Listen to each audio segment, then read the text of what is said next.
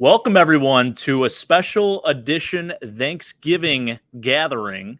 This is all in the family today. We are missing a very significant member of the Nickel City Mafia family, and it's just because he's sick. Don't get alarmed or anything like that. I know he's going to rebound stronger than ever because he's from Buffalo, one of the grittiest towns in America, one of the grittiest cities in America, not towns. What am I saying? Mike, this one's for you, baby. Mike's he's fallen a little ill, and he's putting me in charge, I guess, sort of tonight to sort of host and play his part a little bit. So I am joined by our very own supporting cast, I guess, if you will. And we're also streaming to their YouTube channels as well. We have Sean from Red, White, and Bills and Brett from the Go Bills podcast. So happy to be joined by you guys. Thank you so much for helping me out on this live stream. Super pumped to have you guys. We're going to do a little special edition pregame show for this Bills-Lions game on Thursday, which is on Thanksgiving, which is crazy that it's already here. But without further ado, Sean, I'll let you take it away here. Well, first of all, thank you again for having us all together. And not to be corny, but I already told you guys I'm very thankful that God has put us all in a position to do this kind of stuff together when it's hard to meet people that have similar interests as you that want to succeed with you and grow with you. So I'm very thankful for all you guys. Mike, wish you were here. He's a silent face and he doesn't give himself enough credit for what we all do together. But again, thank you guys. I appreciate this happening. And I can't believe it's almost Thanksgiving because that means a couple things. The year's almost over and football is kind of almost over too. No, don't say that. Don't say that, Sean. Bad. We got a lot of football left to play, baby. I know, but it goes like that. It goes like that. I know, but too fast. I'm super excited we get to plan Thanksgiving again because I love this the holiday season, Thanksgiving and Christmas. My computer's dying, and the fact that we get to play football on that day. So family football, all that good stuff, all on the same day, and the Buffalo Bills and Thanksgiving. Hell yeah! It's usually a dub. So let's make that 3 years in a row. Amen to that. Brett, welcome, baby. Glad to have you back on. I feel like it's been too long since we've all gotten together as a group. I know you and Sean have been doing a lot together, but what's new, man?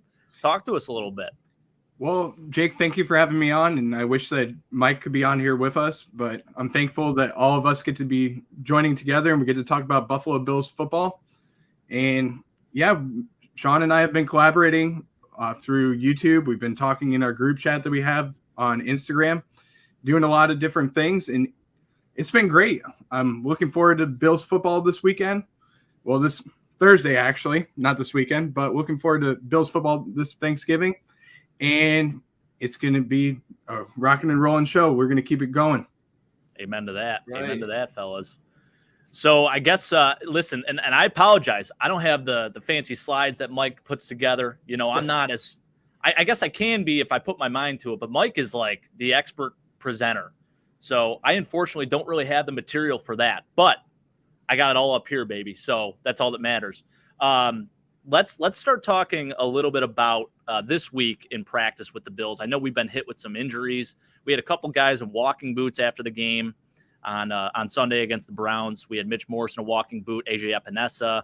I know that David Questenberry even got banged up a little bit, and obviously Greg Rousseau is still hurt, but there was maybe hope that his timetable is shortening and that he can come back sooner. So there's a lot out there, guys. I don't know. It's frustrating because we're still at the point where we're wondering if Trey White's going to play football too. We already have all these other injuries, and I think we've started to notice, especially over the last few weeks, how much we do miss Trey White. So I don't know, Sean, what the hell is going on, man? Like, is he going to play again for us, or is this just going to be a continuing thing where he's day by day every single week? Like, I don't know what the deal is, man. Yeah, I don't know. They're making it tough for people outside of the in crowd because, they mentioned, oh, well, the turf in Detroit is similar, but like 80% of teams have turf. So are you just going to like never play them when there's turf field again or only play them when there's grass? But it's like, it seems to me with the things he's saying, like, it's so nice to just be around my kids and, they come home from wherever and I'm already there and they're happy to see me. He's saying stuff where he's not missing football. And it's a kind of game where it's like you have to be 100%. You know, again, I'm not a pro, obviously, but you can only imagine, just like any job, if you're not into your job, you either don't perform well or you just lose the love for it. And, you know, as a parent myself, you know, I love my business. I love running my company, but being home is better than anything. So it's like, I get that he's like understanding he's hurt and wants to like be slow coming back, but it's been a year now, and people say the average time for ACL is 12 months, but in all reality, it's about 9 months. And on extreme levels, it's 12 months. But my analogy is like these guys are professionals. They have the best medical care. They're not just like going to a traditional place and just getting basic PT and, you know, whatever. He's getting 120% of everything. And, you know, he's still not ready to come back. He's got the mental hurdles that they're talking about. To me, it seems like he's not willing to play. And as I mentioned, you guys off air, Jordan Poyer, from what people have said on other shows, they have sources, he was technically supposed to be out for the season because he had a severe elbow injury that is requiring surgery that takes 6 months to repair. Yet he's doing whatever he can to get out, even for one game every couple weeks. So technically, to me, that's saying he's risking it all because he wants to get signed. This is his last chance. So if the Bills sign him, good. If they don't, then someone else has to sign him. So he knows that, and he's doing his best to get out on the field. He's like, oh, I miss my teammates. I hate not playing. And then Trey White's just not playing. So like, we don't know 100% the full story, but to me, I don't think we'll see Trey White this year. He might not come. He might be done, but he might come back next year. I just don't think he's going to play the rest of the year. Is he right now, like, is he just doing the bare minimum? Like, he's practicing to make it look like he's still into it, but then come game day, he's not playing? You know, like, is that something you think that's going on a little bit too? Like, is he kind of playing it like that, where maybe he just wants to look like he's still in it? But I think at a certain point you get frustrated by it too, because, like, we paid this guy a lot of money to play football. And listen, I know everyone, you know, out there who has a job probably doesn't like some parts of their job, and, like, you know, maybe you hate your job, maybe that's the case, I don't know. But when you start to hate football, man, I mean, this is the greatest game on planet Earth, you know, like, I think it does become pretty evident, like, when you start not loving the game as much, it might be time to retire. So maybe that's what's going on in his mind. I don't really know, man, but you know, I wish him the best. I love Trey. I want him on the field. I'm going to support that guy no matter what. But, like, as a fan, and I think, you know, as a player, I don't know how those guys are feeling. I know they probably support him too, but, like, it's got to be a little frustrating. But what do you think, Brett?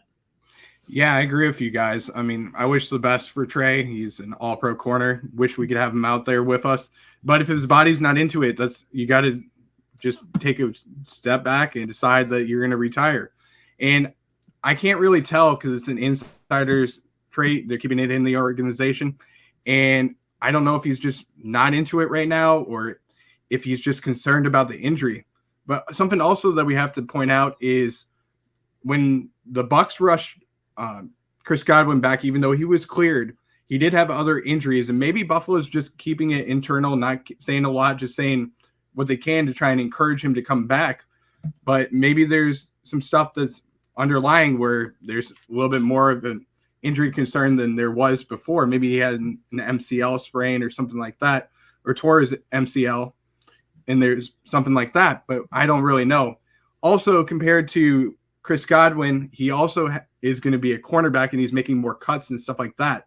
So maybe Buffalo's just not rushing him back as much because of that. So maybe they're just waiting until after Thanksgiving to give him a full year off, and then he can come back next week when we play. I think the biggest thing, though, like Sean was saying, if he has any type of, like, even a potential of an injury, you still have to list that. You still have to disclose that. Yeah. And it seems, I feel like it's been repeated a few times that it's been like one of those things where it's not like a physical thing. It is something more than that. So I don't know, man. It's like, it's one of those things where at a certain point, it's, you know, it's taking up a roster spot, first off. Right. And second off, I mean, are we better off just moving on? You know, because I don't know. We're already at what, week 11 or week 12 coming up now. So it's, Right. we're already almost through the whole year. I mean, and that pains me to say that because I don't want football to be done anytime soon, but that's the reality of it. So, but yeah, that's why it's, oh, sorry, Brett, you want to go ahead? Go ahead, bud. I was going to say, that's why it's weird to me is because if you're injured, you have to be on the roster, on the injury report. And for 4 weeks, he's never missed a practice. He's always been a full participant, never had a setback. And then, as your dad said, it's a mental thing. And as I also said off air, you guys know you played the game. They even tell you this when you're 12 years old, if you're scared to play, you're going to get hurt anyway. So if you're scared, if you're, again, we're not trying to sound insensitive. We know we all love Trey and support Trey, but you got to look at it like he's getting paid to not really want to play. You know what I mean? And then at one point you have to try. Like it's been a year. You have to at least attempt to go make a play or play a few snaps in the game. Like I also said we played a whole year now without him. You could argue, we could have won the divisional round if we had Trey White. I would argue that. I really would. Yeah. But it's now we played a whole year without him. We've learned to play without him. We've learned to scheme without him. We've learned to win big games without him. So it's if you're not mentally ready this year, take the year off. Take the rest of the year to be with your family, to talk it over with your wife, to sit down and think, do I want to play football again? I have a degree. I went to a great college. I was very smart. Do I want to continue with a different aspect of my life, or do I want to play football? Because at this point, like you said, you could have activated him if he wasn't ready to play, because he knew when he got activated if he was ready to play or not. Right. So you could have said, hey coach, I'm not ready. Put me back on IR for 4 weeks, because once you activated and you get put it back on IR, that's okay. But if you never got activated, then you went back on IR, then you're out for the year. So you could have been like, okay, coach, I'm not ready. Put me back on IR for 4 weeks and we'll reassess. Then you can keep Isaiah Hodgins and who else do we let go? Was it Prince Emily? Prince Emily, Greg Mance. I mean, a lot of guys. You got rid of these people that could have, especially now with Kumaro being hurt again on IR with an ankle injury. You could have used Hodgins. Obviously, Trey White, All-Pro. We all love him. He's an incredible player and an incredible human being, and we just want him to be okay. But if it's mental and you feel like you're not ready, shut yourself down. Nobody's going to be mad at you, especially us three. We understand about the mental aspect. And like Tom said, it was a half physical, half mental. He's trying to play, but the team is too worried or doesn't see his full go. And you have to be full go. Like I said, if you're playing scared or hurt, it's not going to work out for you. So, Trey, if you're not ready, take the rest of the year off, reassess what you want to do with your life, because it's your life ultimately. You've earned, what you earned in this league because you deserved it. Now, if you want to walk away, we'll miss you, but, that's entirely up to you. And people unretire all the time. So if you wanted to retire and then he takes a year off, then all of a sudden he's like, or half a year, and he's like, I want to come back. I missed the game too much. Yeah. He'll come right back. Take him back with open arms. I mean, shoot, why not, right? Yeah. So I know I don't mean to draw it out longer, but I just think if he's mentally not okay, it's not an overnight thing. Especially we all know about the mental aspect. Things like that don't change overnight. So if he's mentally not okay, he won't be mentally okay next week or the week after. He has to really battle and talk it out with do whatever he has to do. And I think if it's really him debating on retirement, that's a very heavy thing, because playing in the NFL is a privilege. They have to work their ass off to get there. Like, it's a 1% chance of even trying to make it to Division I, let alone NFL. So he's probably like, well, I did all this work to get here, but now I'm thinking maybe I shouldn't do it. And this is all speculation. He may actually just be hurt and he's just not ready to come back.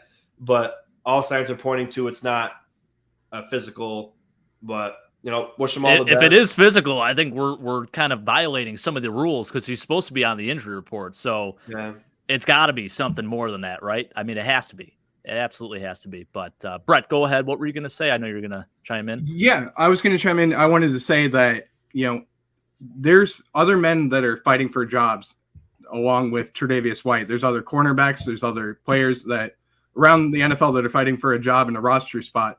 And if he's not committed to playing the game right now, you got to do something. And this is for Brandon Beane and the rest of the staff. You have to decide whether you're going to put him on the injured reserve or you're going to just let him retire. But if that's the case, you got guys like Xavier Rhodes, who's on the practice squad, who's already played 2 weeks, and they need to decide whether they're going to call him up to the roster and they can use that spot that Tre'Davious White is occupying to move him to the injured reserve, and then have that roster spot for Xavier Rhodes or other guys like Ike Bucker, who's coming back and he's pretty close to coming back from the Achilles injury. Might really need him too. Yeah, we're going to need him too. So you have to decide whether you're going to use that spot for somebody like that, or if you're going to keep Tre'Davious White on there, or what. Yeah, I agree, man. Yeah, definitely. I just want to focus on some of the comments here. Appreciate you guys joining us. Tom, as always, man. Yeah, how about them Sabres? What was it? I saw it was 4-2 last. I think it was at the end of the second there. I haven't seen it since, but I know they had a nice lead, so keep me posted on that one. I know they were looking pretty damn good. Antonio, haven't seen you in a little bit. Antonio, welcome. Always great to see you out there. It is crazy. I know. I agree, man. The Lions they're on a 3-game winning streak right now. I mean, they've beaten teams that they're not supposed to beat on paper. They beat the Packers, the Bears, and then just the Giants. And I mean, the Giants are a 7-2 team. The Bears, I think they're better than what their record is. And the Packers, of course, listen, anytime you have Aaron Rodgers, that's not an easy win. So, yeah, I mean, they got some momentum coming. They're going to be back at home on Thanksgiving. They got a lot to play for. So, absolutely, man. I'm a little nervous myself, but it's good to have nerves. It's good to have nerves because how often could we say in the last 20 years that we were ever really nervous for a game? I feel like a lot of times we just expected to lose. And over the last 3 years, it's been a totally different case. You know, we're expecting to win, but also you have the skeptical side still. I think we got to get over that eventually, but you know, with all these injuries, it's kind of hard, you know. So I'm always nervous for every game, no matter what, because I'm just I know, man. I hear you. Excited and pumped up, and I'm just like my heart's beating. I'm pacing around, biting my nails, and I feel you. I feel you, man. Yeah. My dad, shout out to my dad, Big Al, saying he hopes Mike feels better. Mike, we miss you, man. Wish you were here with us. We know you'll be on that post-game show. I was actually expecting Mike to pull a Josh Allen, you know, faking us out a little bit and just show up to the show. But, hey, listen, you got to get better. You got to feel better. I know Jonah was feeling sick too, so I hope you guys are doing well. You got to get healthy, baby. Need you back. Tom again, yeah, he says he's day to day with a cold, with a flu or flu. That's right. Day to day or out for the year. I don't really know. It's one of the two. Like what's his name says. Eberflus talks about Fields. Oh yeah. I don't know if you guys saw that. That's pretty hilarious. That's what he said. Day to day or out for the year. Yeah, pretty much. It's one of the two. I don't know what it is, but it's one of the two. He didn't rule. He said hopefully he's okay. I hope so too. But he said something along the lines of, you know, I'm not going to rule out that he's done for the season, but for now he's day to day. That's what it was. My dad coming in saying he thinks it's a mental thing for Trey, and then again with Tom saying his comment here, half physical, half mental. I would agree with that. I think it is still a little bit physical, but he's probably cleared to return and he's good to go. So maybe that's why he's not technically on the injury report. And he's just not in football shape. But how else are you going to get into football shape unless you play in a game? So you got to either ease him into the process or put him back on IR. But anyways, I don't want to keep beating the dead horse, guys. Let's move on to some of the other injuries on the list. I know we sort of mentioned at the beginning of the show. Obviously, AJ Epinesa doesn't look like he's going to play. Looks like Tremaine's going to be out again too, which is definitely going to be a killer. You know, especially with a guy like Amon-Ra St. Brown going across the middle. It doesn't look like Mitch Morse is going to play. That's big too. And I was just telling you guys in our group chat that it looked like at the end of practice, Ryan Bates was taking snaps with Josh Allen. So I'm curious to see, you know, typically the backup center this year has been Greg Van Roten. Now in that Miami game, things did not go well. I mean, there was a fumbled snap. There was a lot of mishandled snaps in general, and things just didn't look in sync. There wasn't chemistry there. So I don't know. What do you guys think is going to happen there? I mean, I think that's kind of a big deal. I mean, obviously it starts with the center snap, right? The center quarterback exchange. So, Brett, what do you think, man? I mean, are we going to play Ryan Bates there? Who should we play there? We don't have Greg Mance anymore, right? So, yeah, I think it has to go down to Ryan Bates. He's the one that's the most comfortable with Josh Allen. And from last year, it would have to probably be John Feliciano that would be the backup center. But now you're going to rely on Ryan Bates And I feel comfortable with that, although I'm kind of curious who's going to be the right guard now, because we're going to have to figure that out. I mean, it's probably going to have to be Greg Van Roten, but I really don't know who's going to be the guard there. Yeah. Yeah, I don't know. Is it going to be Bobby Hart? I know, Sean, you were sort of saying maybe Bobby Hart will be the right guard, which I wouldn't mind. I think he's played really well this year. I mean, he really strived to make improvements in the offseason, but what do you think? Yeah, I'm Bobby Hart. Before we get into it, I'm really pumped for him because like a lot for like the last couple years, he's been like that guy who he gets cut and then they bring him right back. He gets cut, they bring him right back. And Bills Mafia just like for some reason they just let him have it. Like, oh, screw this guy, he freaking sucks. I was like, damn, dude, like he's a Bill, leave him alone. Like, right, he's working hard. And then now he gets a heavy package role and he gets like 10 snaps a game, and he makes some good plays. And you could tell when he's in there, he gives it everything he's got in every snap. So I'm happy with his improvement. I'm glad he's on this roster. He's earned it, and he's playing well while he's playing. So maybe it's time to give him a start. I mean, who else you really got? Bobby Hart's been on this team for a couple of years. I think he's deserved it. He's earned playing time. Van Roten, I mean, he's a solid guy as well. But I mean, I say give it to Bobby Hart. I like that, man. I agree. I think he needs a shot for sure, especially after such a sour start here in Buffalo and, just being cut, resigned. I think Ryan Bates is definitely the right guy for the center job. You want comfortability there, and Ryan Bates has snapped to Josh Allen before, and it's been effective. So just a quick check-in on our Sabres. They're 7-2 Sabres now. That's incredible. Love to hear that. Hey, I think we're better. We're on to bigger and better things for Buffalo teams right now, guys. I mean, the Sabres are winning. The Bills just came off a win. I think UB is going to get a win again here soon. Got some action on right now. We're watching Ohio and Bowling Green battle it out. You can't beat it, man. Thanksgiving's in a couple days. The Bills are undefeated on Thanksgiving 3 out of the last 4 years that they played on it, so I think things are looking up. I feel pretty good about it. But, I think those are all good points about, the offensive line. And it'll be interesting to see who plays. I know it's different now because we're doing the show a little bit earlier. Typically, we know, during our pregame show whether or not, so-and-so is going to be active, who's going to be starting and whatnot. So curious to see how they attack that one. But time will tell. It's interesting because, we got rid of Ford, we got rid of Mance, so we have like very little. I mean, there's some big boys on the practice squad, but I think they're all tackles. Right. Like Alec Anderson's a tackle. I forgot Justin Murray. Yeah, Justin Murray, and then there's another bigger guy. I forgot his name, but he has a Van Denmark, right?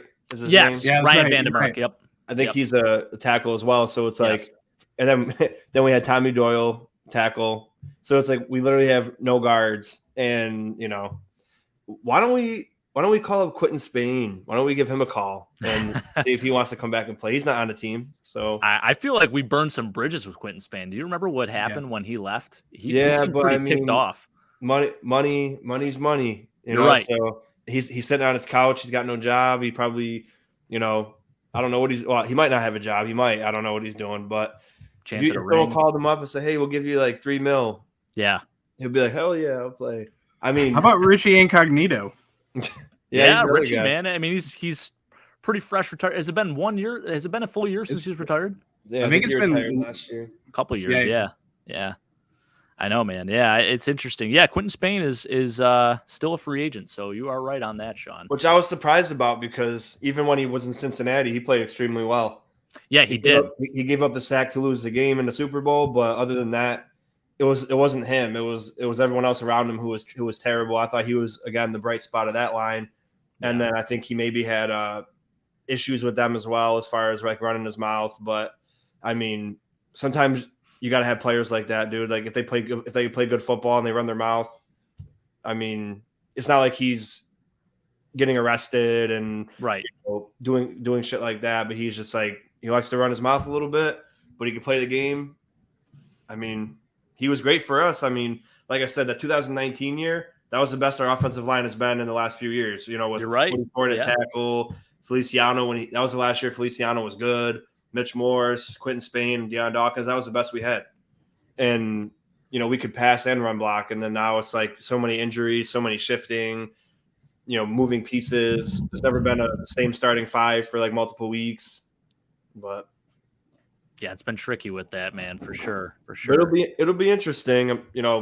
I'm assuming they'll put Van Roten at guard, but I mean, maybe DQ could play guard. I don't know if he's played some guard in his career, but he's probably the guy they'll look to first. Maybe. Because I think they like Bobby Hart in his role, and they don't want to they'll have to change the playbook if he's starting, because then there's no more heavy package with Bobby Hart in it. Right. They got to work someone else in. So that's what makes me think maybe it's just going to be like a shift of Ryan Bates and Greg Van Roten, because Greg Van Roten's also played guard in his career. So they both have that, the versatility factor, which the Bills value so much. So, yeah, I'm curious to see what happens with that, but definitely interesting, something to keep an eye out for, especially with, Ryan Bates and Josh Allen taking snaps at the end of practice today. Also, there was rumors and word that Josh Allen was not wearing an elbow sleeve for the first time at practice, so that's definitely good as well. Just happy, man. I am. You want something to be thankful for about this football team? It's the fact that Josh Allen's elbow is intact and that he's still playing football, because there were a lot of insane rumors out there saying, this could be his career. It could be the season, could be a couple of weeks. There were just so many different extremes to it. And of course the guy shows up and he hasn't missed a game to this day. So it's amazing, since his rookie year, at least, which is awesome. So, yeah, we ride or die by, Josh Allen. So definitely good news. Yeah. Absolutely. So sorry guys, I'm trying to see if Quisenberry's ever played guard while you guys are. Yeah. No, you're good, man. So talking about the linebackers too. So Tremaine Edmonds going to be out probably again. It looks like he hasn't practiced, and that's a tough injury, man. So do you think we activate AJ Klein this week, or do we still roll with what we got? I mean, it's Balin Spector I know is still banged up too, and what's going to happen there? Brett, I think you got to roll with AJ Klein. I mean, that's my bet. He's the most veteran presence that we have on the roster. I know he just got re-signed from the Chicago Bears, but you got to rely on the guy that has the most experience, and I think that's got to be Klein. He's the one that's the best in the run game, and we're going up against a really good run game that has a three-headed tandem with DeAndre Swift, and you got Jamal Williams, and you also have Johnson as well that you're going up against. So it's going to be some really tough players that you're going up against, and I'm not really as concerned. I'm concerned about it, but don't get me wrong, I'm more concerned about the run game, because that's looked very bad over the last few weeks for the Bills. So I would say you have to rely on AJ Klein in the run game, and then you can utilize somebody else, like you could utilize Terrell Bernard on that third down package and mix him in, have him in coverage for against the linebacker or against the tight end or against the running back. So I guess my question is, would you rather have Tyrell Dotson or AJ Klein? Because I feel like no matter what, we're not going to shift out of that nickel base. So between the two, what do you think? I got to say AJ Klein. I think that Tyrell Dotson, there's so many Tyrell. Yeah, right. Yeah, many different ones now. It's just getting confusing. But Tyrell Dotson had a really good game last week. He did some really good things, led the team in tackles last week. But I just think that the veteran presence will help us in try and get the continuity that we've lost over the past few weeks on defense. And he's a leader. He knows what he needs to do. He knows the game, knows the defense, and he'll help us out more. And he'll have more of an impact in the run game, especially. That's where I think the Buffalo is struggling with. They're just not hitting the holes at the right time. And we've talked about it many times where we're not sure if why Tremaine Edmonds isn't hitting the holes at the right time and why he's kind of sitting back a little bit and then going for the pile. I think that AJ Klein does a better job of just instinctively seeing what he sees and hitting the holes. And he does that really well as well as Matt Milano does too. So I think it just depends on if Buffalo is trying to stop the run or if they're trying to eliminate the pass in this game, which I think they should stop the run. Yeah, I mean, what are you more worried about? I mean, Jamal Williams scored 3 touchdowns last game. The guy's a man possessed out there. He's tied for the league lead, or I think he actually has does 12 now lead the league. He has 12 touchdowns. Yeah, so he's unbelievable, man. I mean, that's definitely, I feel like that's a guy you would want to activate for this game just because of that alone. But yeah, that's interesting because you bring up a good point with Tremaine Edmonds. He's been so good in coverage. And I think it's safe to say, I mean, shoot, we missed him so much last week because they were just attacking us over the middle of the field. I mean, it was all day, especially on those third and fourth down conversions. I mean, across the middle, I mean, it was wide open. Harrison Bryant had like two huge catches for them. So yeah, I mean, it's definitely something. It's give and take. So do you want to have a guy that can go up and stuff the run, but can't necessarily cover well? That being, I guess, Terrell Dotson. Not saying he's bad in coverage or anything like that, but he's definitely not as good as Tremaine Edmonds, and he doesn't pose the same, physical stature that he does either. And that's just how it is. I mean, Tremaine's 6'5", 260. No one else is that big playing middle linebacker. So having that guy just kind of sit back and disrupt the middle of the field like that is just unbelievable. And I think finally, and Sean, listen, I know you were big on this, not loving Tremaine, but I think you sort of came to and understood, like, also, the role that he is playing. He's kind of stepping back and, sitting back and purposely playing in that more coverage role. I think people are definitely starting to realize, how big of a role he does play. But what do you think, Sean? I mean, do you think we roll with multiple linebackers, multiple guys that can kind of rotate in and out, or do we just stick with, Tyrell Dotson as that starter alongside Matt Milano till Tremaine comes back? Because it sounds to me, and the fact that AJ Klein wasn't activated last week, like, is he just an insurance policy? I mean, I don't know what it is. Well, it's hard. This Bills team, there's so many things I just scratched my head with. And you wasted a 7th round pick bringing DeMarlo back. You never played him one snap. You bring AJ Klein back. You didn't even activate him when he's got experience. You drafted Bernard in the 3rd round. You gave him like one start and hardly any chance. You traded for Nyheim Hines. He gets one offensive snap a game. Like, they do so many things that are ass backwards that you're just like, I don't even know what to think anymore. I wish we could put Tremaine's pass coverage with Terrell Dotson's run coverage or run defense, because that'd be the best linebacker in NFL. Yeah, because, seriously. I mean, Tremaine can stop the run, but like you said, they rather have him as that back presence. So, like, I understand the role. Doesn't mean I like it. I understand it, but then, like, it hinders him back in the run defense for the most part. Like, right. I mean, again, he's not awful in run defense, but because of the role he's designed to play, he's not designed to be like Matt Milano or Roquan Smith, or he has his own thing. So, which he's great at. And like you said, in the middle of the field when he's there, it may not look like he's doing anything, but that's all that matters. He's just standing there. That's all that really good luck throwing over a 6'5" freak. You know what I mean? Like, exactly. Yeah. So, but for me, like, I think Tyrell Dotson's great in the run defense. Obviously, he struggles a little bit in coverage. He's a little bit thicker and, stockier. So, like, he gets burned a lot. But, I mean, I think I would be a healthy dose of AJ Klein as well as Bernard, because when either Milano or Edmonds are both out, you got to get Bernard in a little bit to see what you got in him. You wasted a 3rd round pick on him. Right. And, if picks mean a lot to you, as they should, James Cook's finally getting touches in week 11, and, Bernard's gotten one start and very little playing time on the defensive side. You want to know what you got in these guys. And they did the same thing with Epinesa. They did the same thing with Boogie. The only person they really didn't do that with was Elam and Rousseau.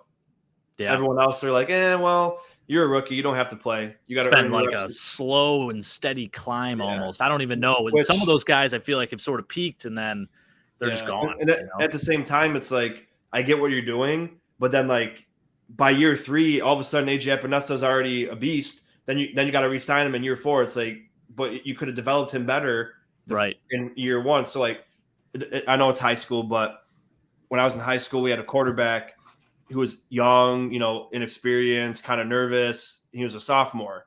So instead of playing him and, getting him the experience so when he's a junior, he can be better, we switched an offensive guard to play quarterback because he was he was an athlete. He wasn't like 6'5", like 350 pounds. He was just like, he was just a normal guy. Yeah. And instead of playing the younger guy who was actually a quarterback, that's all he did.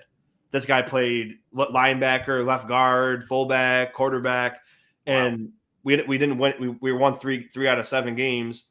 But it's like, and then the next year the quarterback wasn't that good, and then his senior year he was all conference, whatever. So if you played him in the sophomore year, he would have been all conference in his junior year, and then his senior year he'd be whatever the heck it is. So you got to play these young guys because when you practice, you're going like 50%, except when you're in training camp. You're not really going hard in practice. You're running the reps. You're not going 100% most of the time. You got to get game reps. And then Boogie Basham would always produce. Epinesa produces. And then now they're finally getting more snaps, but now you got to sign them now. So, it's just you got to see what you got in these players. Get Bernard out there. Definitely get AJ Klein out there. You didn't bring him in for no reason because, you got the backups already, right? You got Dotson and Bernard. So bringing AJ Klein in, I would assume that you want him to play because he was great with us for a few games, and a lot of people didn't like him. But I was always ecstatic about AJ Klein. Oh yeah, I always thought he was great. He would even get sacks too. I mean, he made big plays when it mattered. Yeah, and people have to understand, like he's not like, obviously he's technically not a starting linebacker, but when he comes in, he plays like it's his last game ever. Like he leaves it all out there. He's not timid. He's just like, I'm gonna go play, leave it all out there. I'm gonna crack people. I'm gonna just do whatever the heck I need to do. And then if he plays the next game, great. If he doesn't, then he did what he could. He left it all out there. So I want that in there. I like Dotson in the run defense, but I think it's just better to get Klein in there. I think he's a better linebacker than Dotson. And I want to see Bernard more because you have the opportunity to play him. Because you're not going to play him when Tremaine's in. You're not going to play him when it's just Tremaine and Milano. So when one of them are not in, give this kid opportunity. And I mean, big stage, Thanksgiving Day, in front of I know it's 12:30, but in front of the whole world, let this kid play in a big spot. See if you got something in him that you can build off of, and possibly have a different role for him next year. And unless they're just planning on signing Edmonds and no matter what, and then they're just going to keep Bernard as a special teams guy and a backup.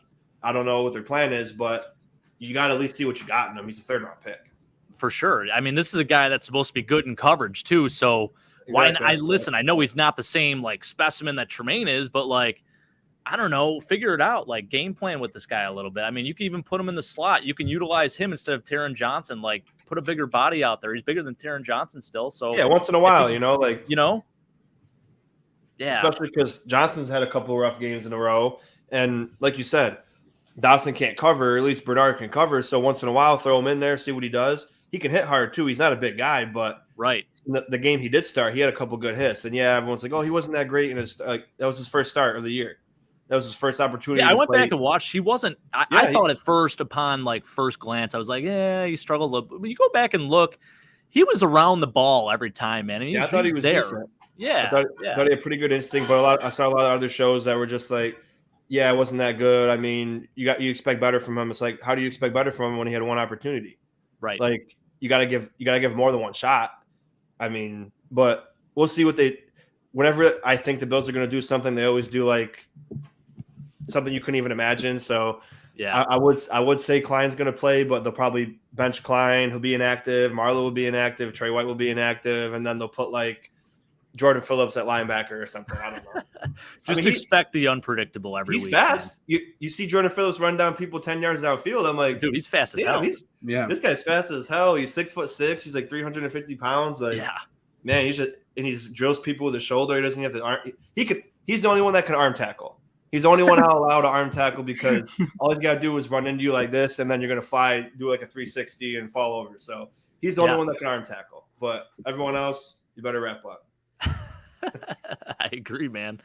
I agree. Yeah. I mean, it'll be interesting to see how we play that. But yeah, I think I'm with you guys. It would be nice to have AJ Klein activated just because of the fact that they have a lot of different weapons as far as the running backs go. And the run games looked really well, and they're a tough physical team. I mean, you're not going to leave the stadium without a couple bumps and bruises no matter what. Even Dan Campbell himself, I mean, he's out there freaking losing his ever-loving mind. That's a guy, I'll tell you what, that's a guy I would love to play for. And I think as a former football player, it just kind of resonates a little bit more because, like, I love a guy with that much passion and that much energy. And, like, this guy gets so emotional when they lose and when they win. And it's like, this guy just loves ball and he loves his team so much. Like, that's awesome, man. And listen, I love Sean McDermott too, but, like, sometimes you wish that you could see some emotion like that out of him, you know? And you've seen it from time to time, but there's a difference. There's definitely a Yeah. difference for sure. And listen, Sean's a former safety. He played with William and Mary. Him and Mike Tomlin played together in college, so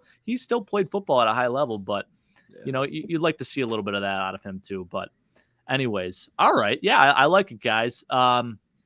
Yeah, so we'll see. So again, I mentioned AJ Epinesa. He'll probably be out as well. Boogie Basham, I thought, played pretty well last week too.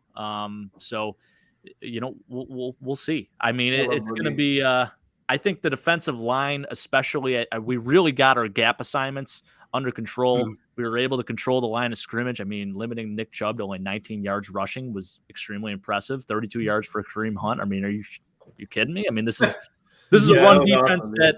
Yeah, I mean, what happened? There's a total difference. But now you look at the other side of things, and it's like Jacoby Brissett. We made him look like he was all world, So I guess you sacrifice one thing for the other. But it ended up working out for us. I mean, Colin Cowherd is a big flip flopper, but for the few seconds I listened to him today, he did mention like you're starting to see some holes in the Bills' defense, and.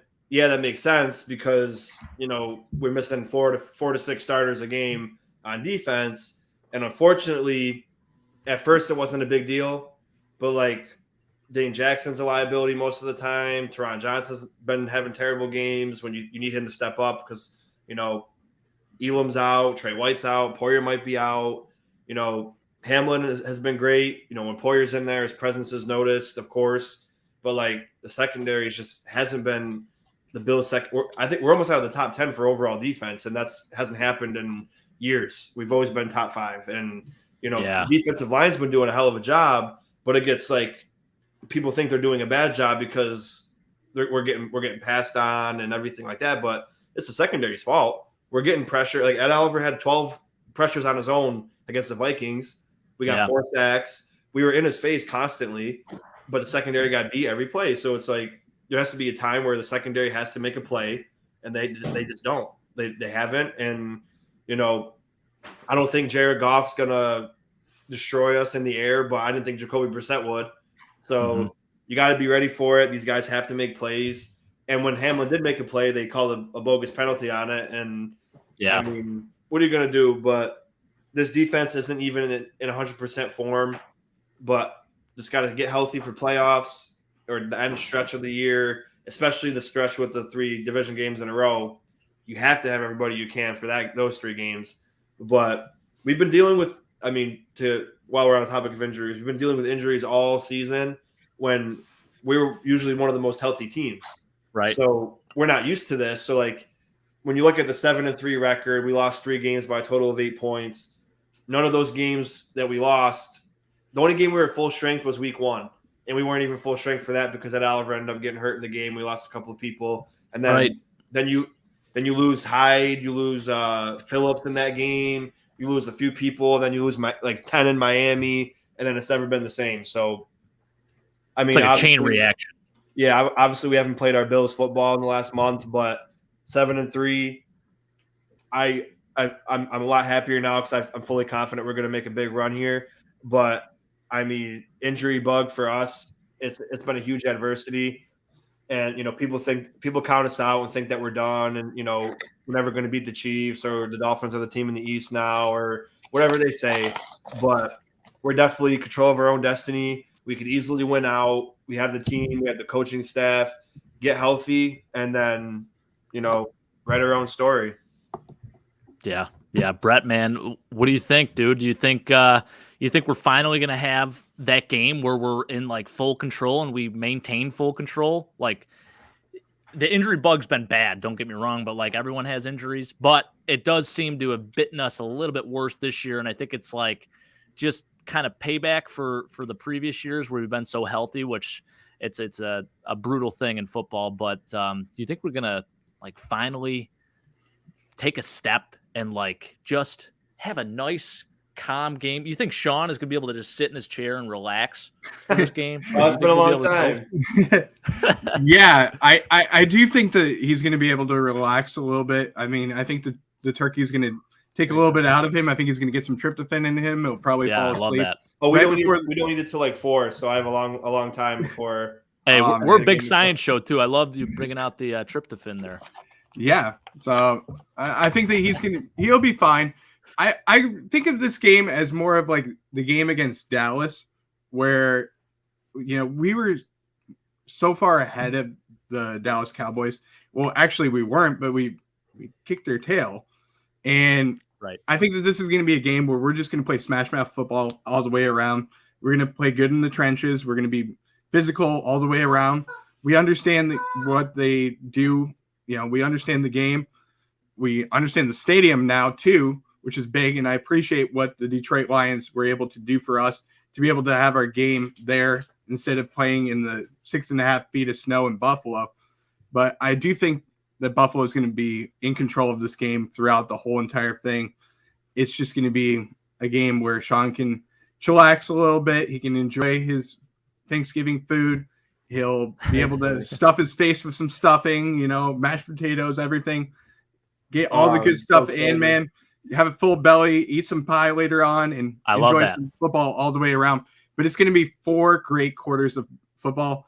And I do think that the Dan Campbell team is one of the best that for a team that is struggling, they play with all their might every single week. And that's a coach, like you said, Jake, that I would want to play for too. He has the passion. He loves the game. He's a great coach.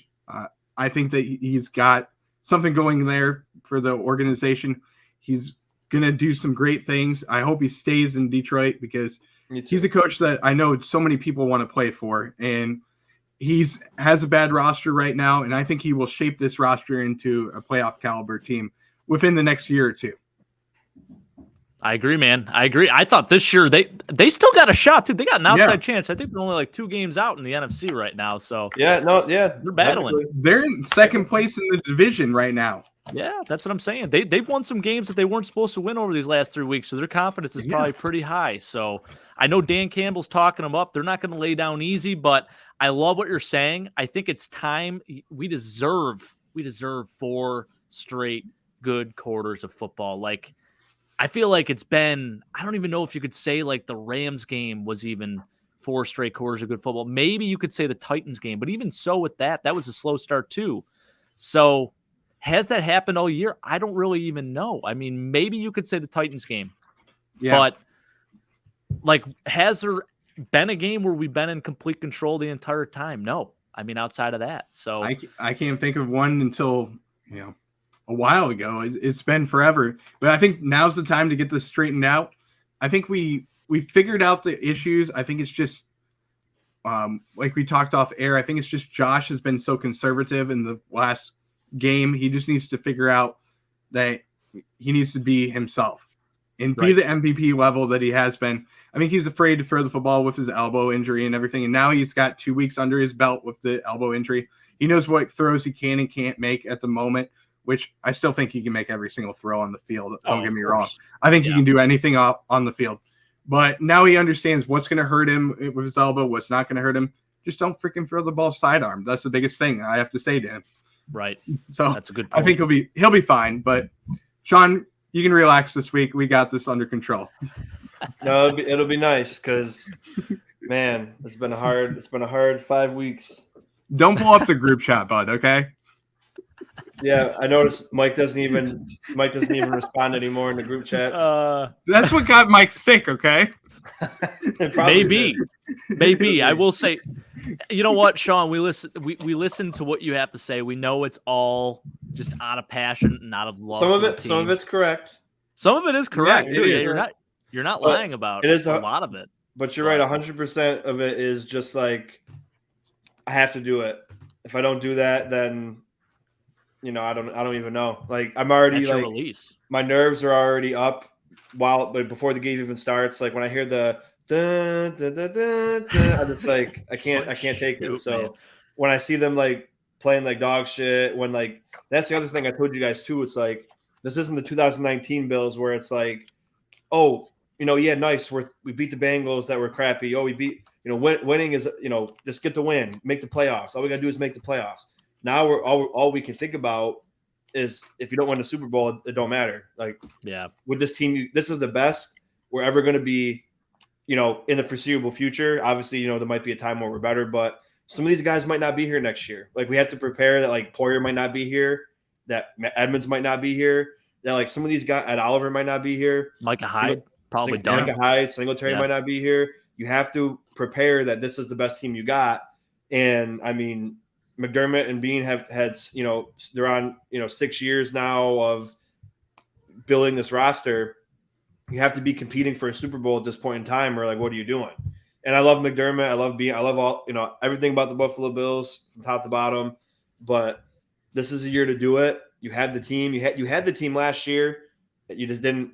That was your year. That, like, oh, okay, I understand you didn't win it, but now you have to. Now you have to at least get there, if not win it. But you definitely have to get to the Super Bowl. So that when I see them, like, playing, like, they're undisciplined as hell, that pisses me off, because that's all coaching. Like, you have to control your team better. Like, you have to get them playing Super Bowl caliber football, because that's where you want to be. You're not trying to fight for a playoff spot, and you got, your culture is not 100% or whatever you have to say. You got to get these guys ready to play very disciplined football, and you want to win a championship. So, I mean, that's why I get really frustrated, because I'm like, ugh, like, they're so damn good. Right. Josh is so good. The defense is so good, and they're just like, they're playing like bombs. But right now, at this point, in this moment in time, all I feel is happiness, because I know that they're going to bounce back. And starting Thursday, they're not going to play like shit anymore. They might have a couple, like, drives here and there where they're not that good. But overall, there's going to be 90% good every game from here on out. And then it's just going to be, we're in control of our own destiny. One game, as I'm a Nationals fan. Fight finish 2019. Our motto was go 1-0 every day. And, obviously it's different because baseball you play almost every day. But I like to think of that mentality. Focus on this week. That's all that matters. You know what I mean? Or even my bowling analogy. I used to bowl. My favorite thing was, it doesn't matter if you got a strike glass frame or a gutter ball and a gutter ball. All that matters is the current frame that you're in. So, focus on the Lions. Love That's all that. I care about. We'll beat the crap out of the Lions, and then you enjoy the win, and then you don't worry about the Lions no more. Next game in front of you, and then we keep going.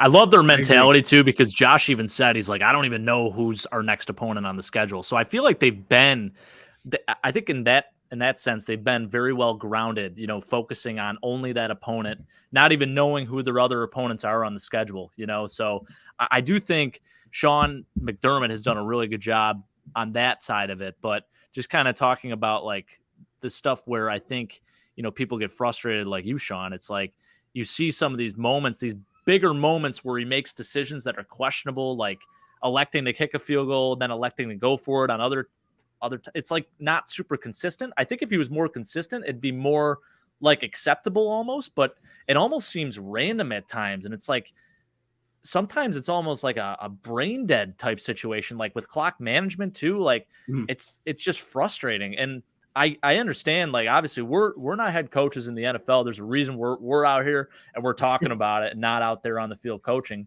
But, like, I don't know, man, like, isn't that what quality control does? Like, they're supposed to, if it's not Sean McDermott, like, isn't it someone else that's, like, yelling into his headset, like, hey, like, the clock's running. We have limited time here. Like that Dolphins game, even like that too. Like the clock management, everything was brutal.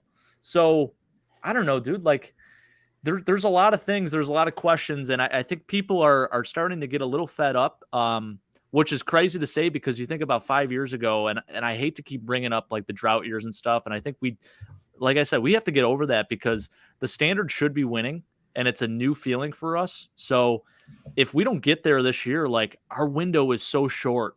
Like, we can't keep giving it next season. It's got to be this season. Like, it cannot just continue to be, oh, well, better luck next year. No, we have to continue to get better every year.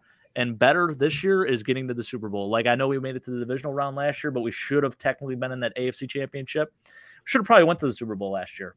Yeah, that was it. That was the year to do it, man. I mean, that was the year to do it. That was the year to do it. It was cool when we went 13-3, went to the championship. Like, that was awesome. Yeah. But, like, it was that team, and as I mentioned, that's like, I compare that team to the Eagles this year. I think because we had like a lot of things go our way. We won all the close games, Yep. Minus the Hail Murray, everything was kind of just like, oh, Bills, dominant, Bills dominant. And that's kind of how like the Eagles are. And then it's like when we got to the championship, we just weren't ready to compete with Kansas City. And then, then next year we were ready. And two of our we were 13-3 in the regular season. We won 2 playoff games. So we were 15-3 going into that Chiefs game. We won like 9 in a row. And then, we looked like dog shit. But I mean, last year we should have, we know we could beat the Chiefs, and all it came down to was a couple plays here and there of shooting yourself in the foot and coaching, and then it kept you from the possibilities are endless because we all know the Bengals were fluky to be there. The Rams, you see now what happens when they didn't have Von and OBJ. Literally, that's the only thing that's different. They don't have Whitworth, Von, and OBJ, and they're 3-7. They're disgusting and trash, and now they don't even. It doesn't even matter if they're the worst team in the league because they don't have a first-round pick till 2029. So that's what you don't want to do. They sold out every year to try to win. They finally won one, but they're not going to be competitive for like 5 years because Donald's going to retire for sure now because he was supposed to retire last year, but they thought they could repeat for some unforeseen reason. They look better on paper, actually. I mean, they signed Allen Robinson. They got a ton of weapons. Bobby Wagner. How is that team not better? But for whatever reason, now they're gonna have to start trading people to get draft picks again. So no cap. Yeah. I mean, at least they got their ring, but that's not what you want. You want to be like the Chiefs, who they won rings, or the Patriots, and they're competitive every single year. And when it's annoying when people say like, "Oh, you can't count out the Chiefs," they're always going to be the AFC Championship favorite.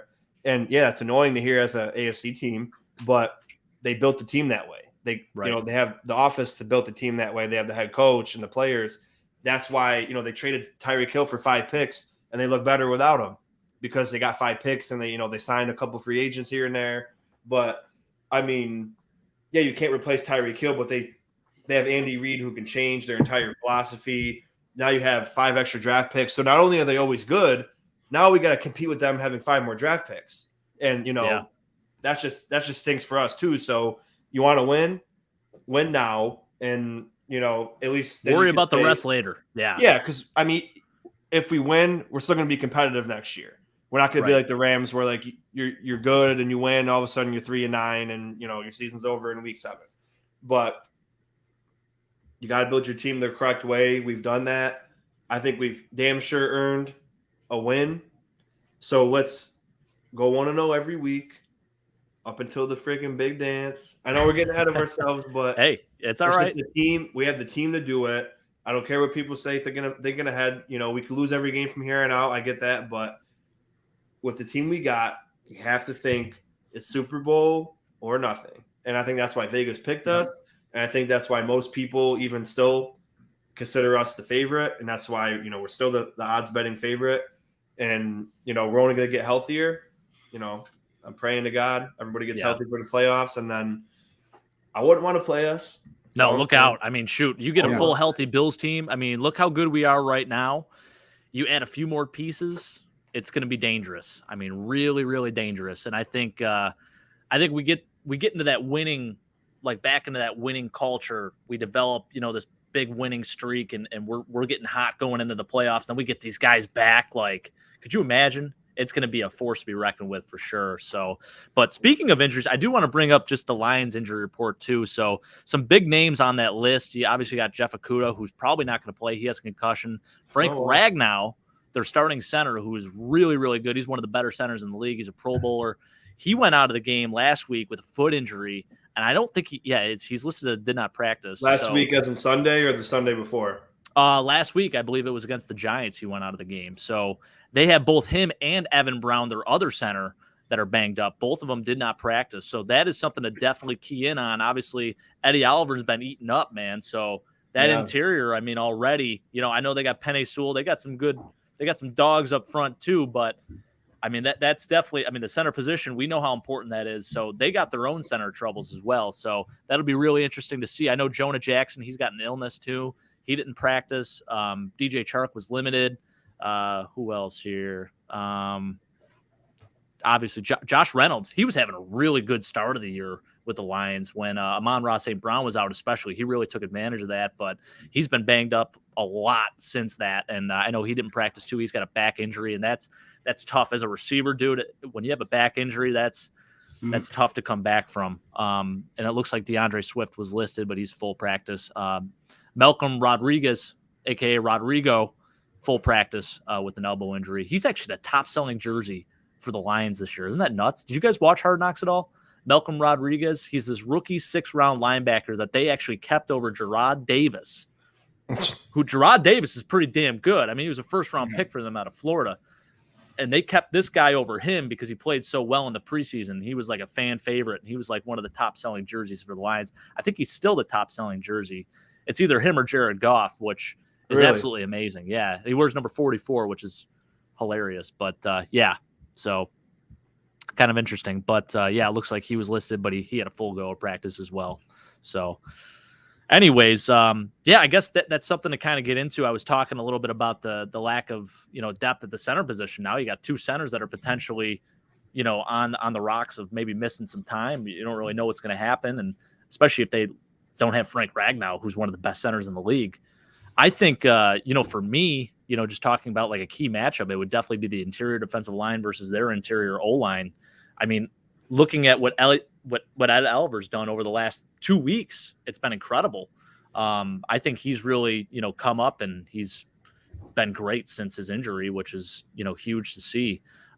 So I expect him to have a big day again. And Tim Settle, man, I thought he played pretty well last week. Obviously, want to see more and more out of him each week. And Daquan Jones, I can't say enough about how good that guy's been. So I'm excited to see those guys go up against that interior O-line for the Lions, and we'll see what happens. But that's definitely one of my key matchups, especially, again, facing a good offensive line with a solid run game. So, Brett, what do you think, man? What's your key matchup? What is something to hone in on this week? Well, I mean, I would say the biggest thing is going to be the Bills' run defense versus these three-handed tandem. I think that they're going to be really good. We got some areas that we've figured out for the Bills, but, I mean, Jamal Williams is a beast. That's the biggest thing for me. I mean, I picked him up in fantasy. I don't know about you guys, but I picked him up in a few leagues. It's a pretty much move. He pretty much carried me to a couple of wins just himself. I mean, last week I was supposed to lose. I was 100% guaranteed to lose. And then all of a sudden, Jamal Williams literally carried me to the victory. So you might have to reevaluate your team, bro, if you got a 100% chance to lose before it starts. I'm not even kidding. I mean, I literally had a 100% chance of losing. Is your team just all banged up? Like, what's the deal with that team right now? I got inherited a bad team, so I'm playing in this sleeper league. So you get to keep it's like a dynasty league where you get to keep the players for the whole entire time. Yeah. And I've got like Melvin Gordon. I've got James Cook. He just got caught. Yeah, I got James Cook, which I'm glad I got James Cook. But, I mean, overall, throughout the season, he hasn't really done much.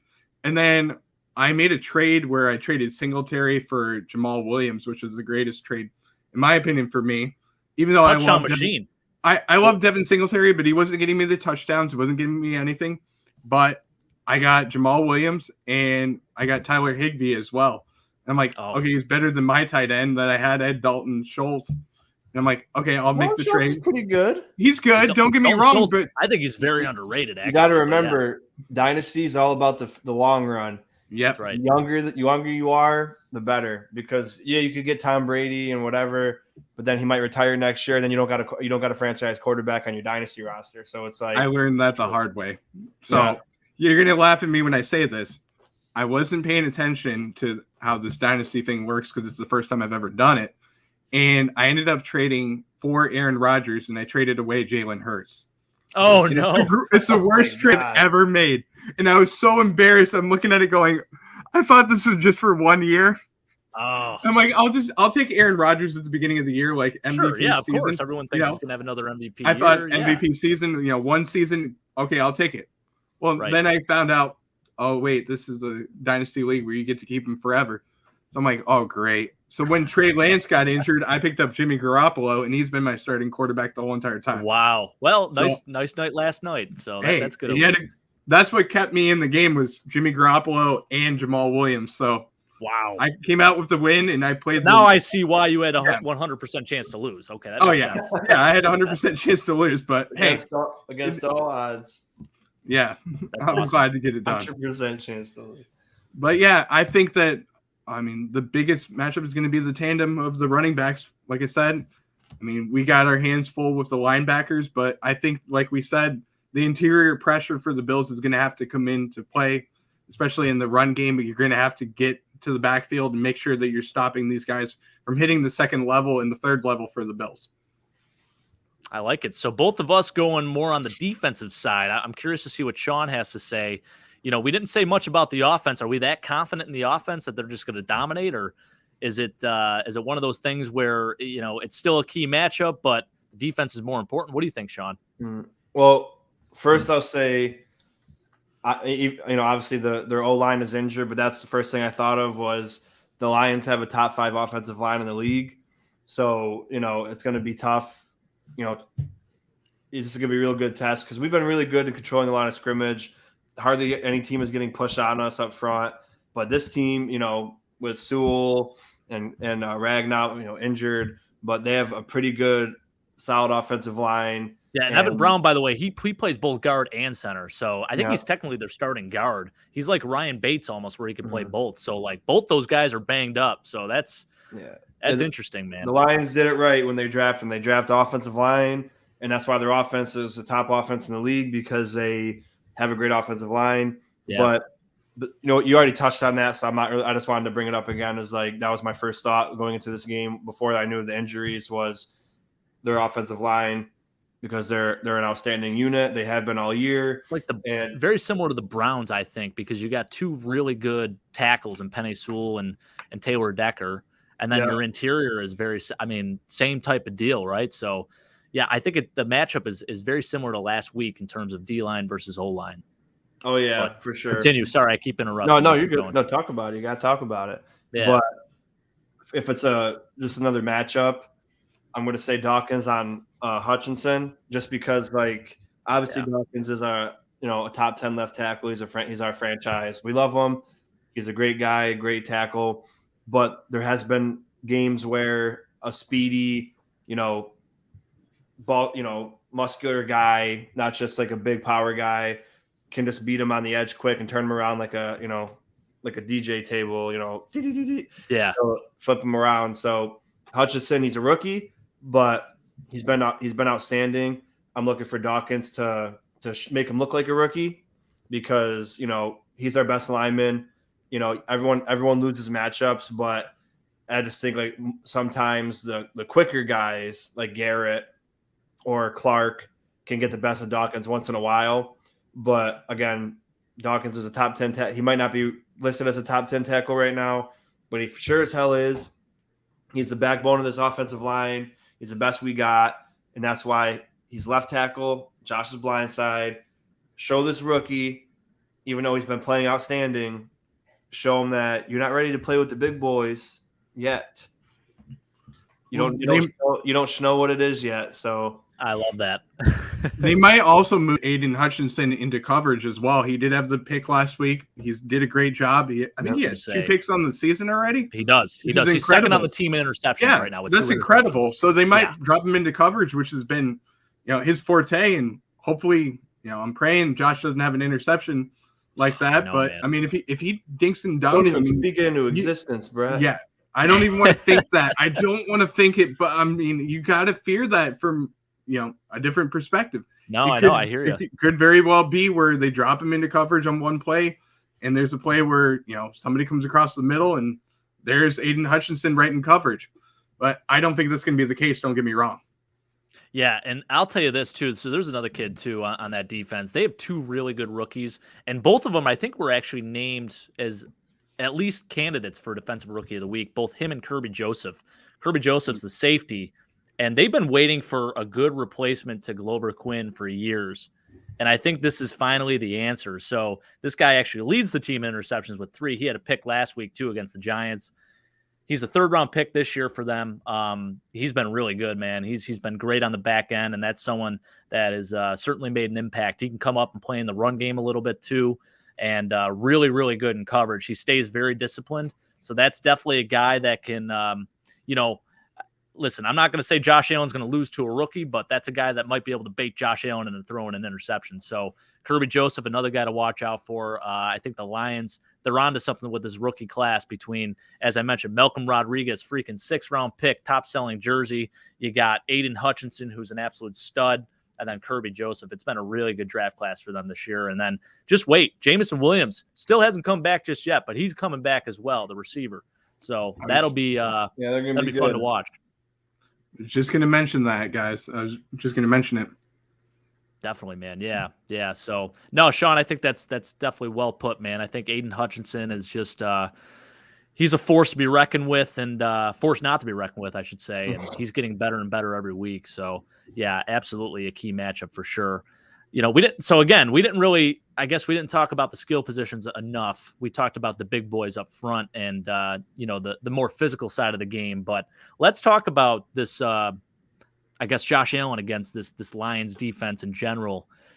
I mean, how do you think we had the right game plan last week against the Browns? Like, was it refreshing to see Josh Allen sort of take some of the load off his shoulders and put it onto a running game? I mean, obviously you love to see that we have a good running game, but also, I don't know, I was still left like feeling underwhelmed because I feel like there's so much more that we could have done. And there's no reason why, we didn't drop 50 points on that team. Like, we still put up 31 points, which is great, but like, how are we disappointed with 31 points? Because I think the answer is we know we could put up like 40 points easily, but we're just not getting it done. So, Sean, what is it, man? Like, do we need more schemes like Nyheim Hines? What is, like, Isaiah McKenzie? Is it just a combination of everything? Or I don't know, man. Like, yeah, I'm still a little frustrated.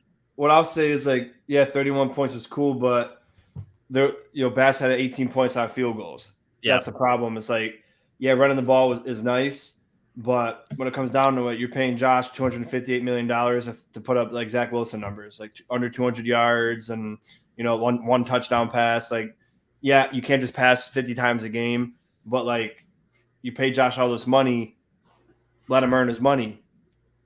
Motor and Cook went off. I love to see it, but when you get close, you got to try to score touchdowns. Pass the ball once in a while. Don't just run the ball every play. I know there was a different game plan. I know Josh is nursing an injury, but like I said, bottom line, you got to learn how to score in these short, between the 30. I don't even give it to red zone. I'll say at the 30, and, to the end zone. They got to be better at that, because that's when they just, like, it seemed that they were comfortable with getting a field goal range and just running the ball until they got 4th down and kicking a field goal. And again, as I always say, when you play good teams, going for field goals will lose you games. Right. And it has lost us games, and it almost lost us this game because we were playing too comfortable, and then we allowed them. And when me and Brett's post game at the end, I said it made me sick as a defensive-minded person when we just kind of folded and let them score, run down our throats, pass down our throats that last drive. They had no timeouts. They had like a minute left. All you had to do was, or maybe a minute and a half. All you had to do was stop them once and the game's over. But you allowed them to go 75 yards, get a touchdown, and then be within 8 points. Again, because we elected to go for 2. You kick the extra point. You're up by 9 and it don't matter anymore. And then, and I wasn't the only one who was questioning Gabe Davis on the hands team. I know you guys were saying. You mentioned that on our show too. It's like you're worried about, and this is bad. Like, you're worried about having your second receiver on the hands team, which that should be a no-brainer. Like, why not have all of your receivers on the hands team? But we know this year it's been kind of a struggle for Gabe. So again, that was a big moment, man, and that's a hell of an onside kick. Like, that came in hot. That's tough, for him to judge that too. Like, I get it, but that's a guy you want out there that you're going to rely on. And man, that was close. I mean, it's cool. We scored 8 out of 10 possessions. Yeah, that's pretty cool. That's awesome when you're putting points on the board, but yeah, field goals. It doesn't.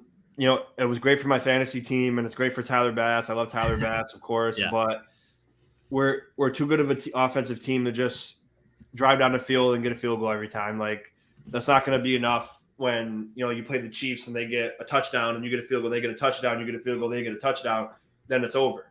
Like, you have to be able to score touchdowns when you're close, especially because again, two drives where we had very short field and we didn't get a touchdown, we got field goals or or nothing.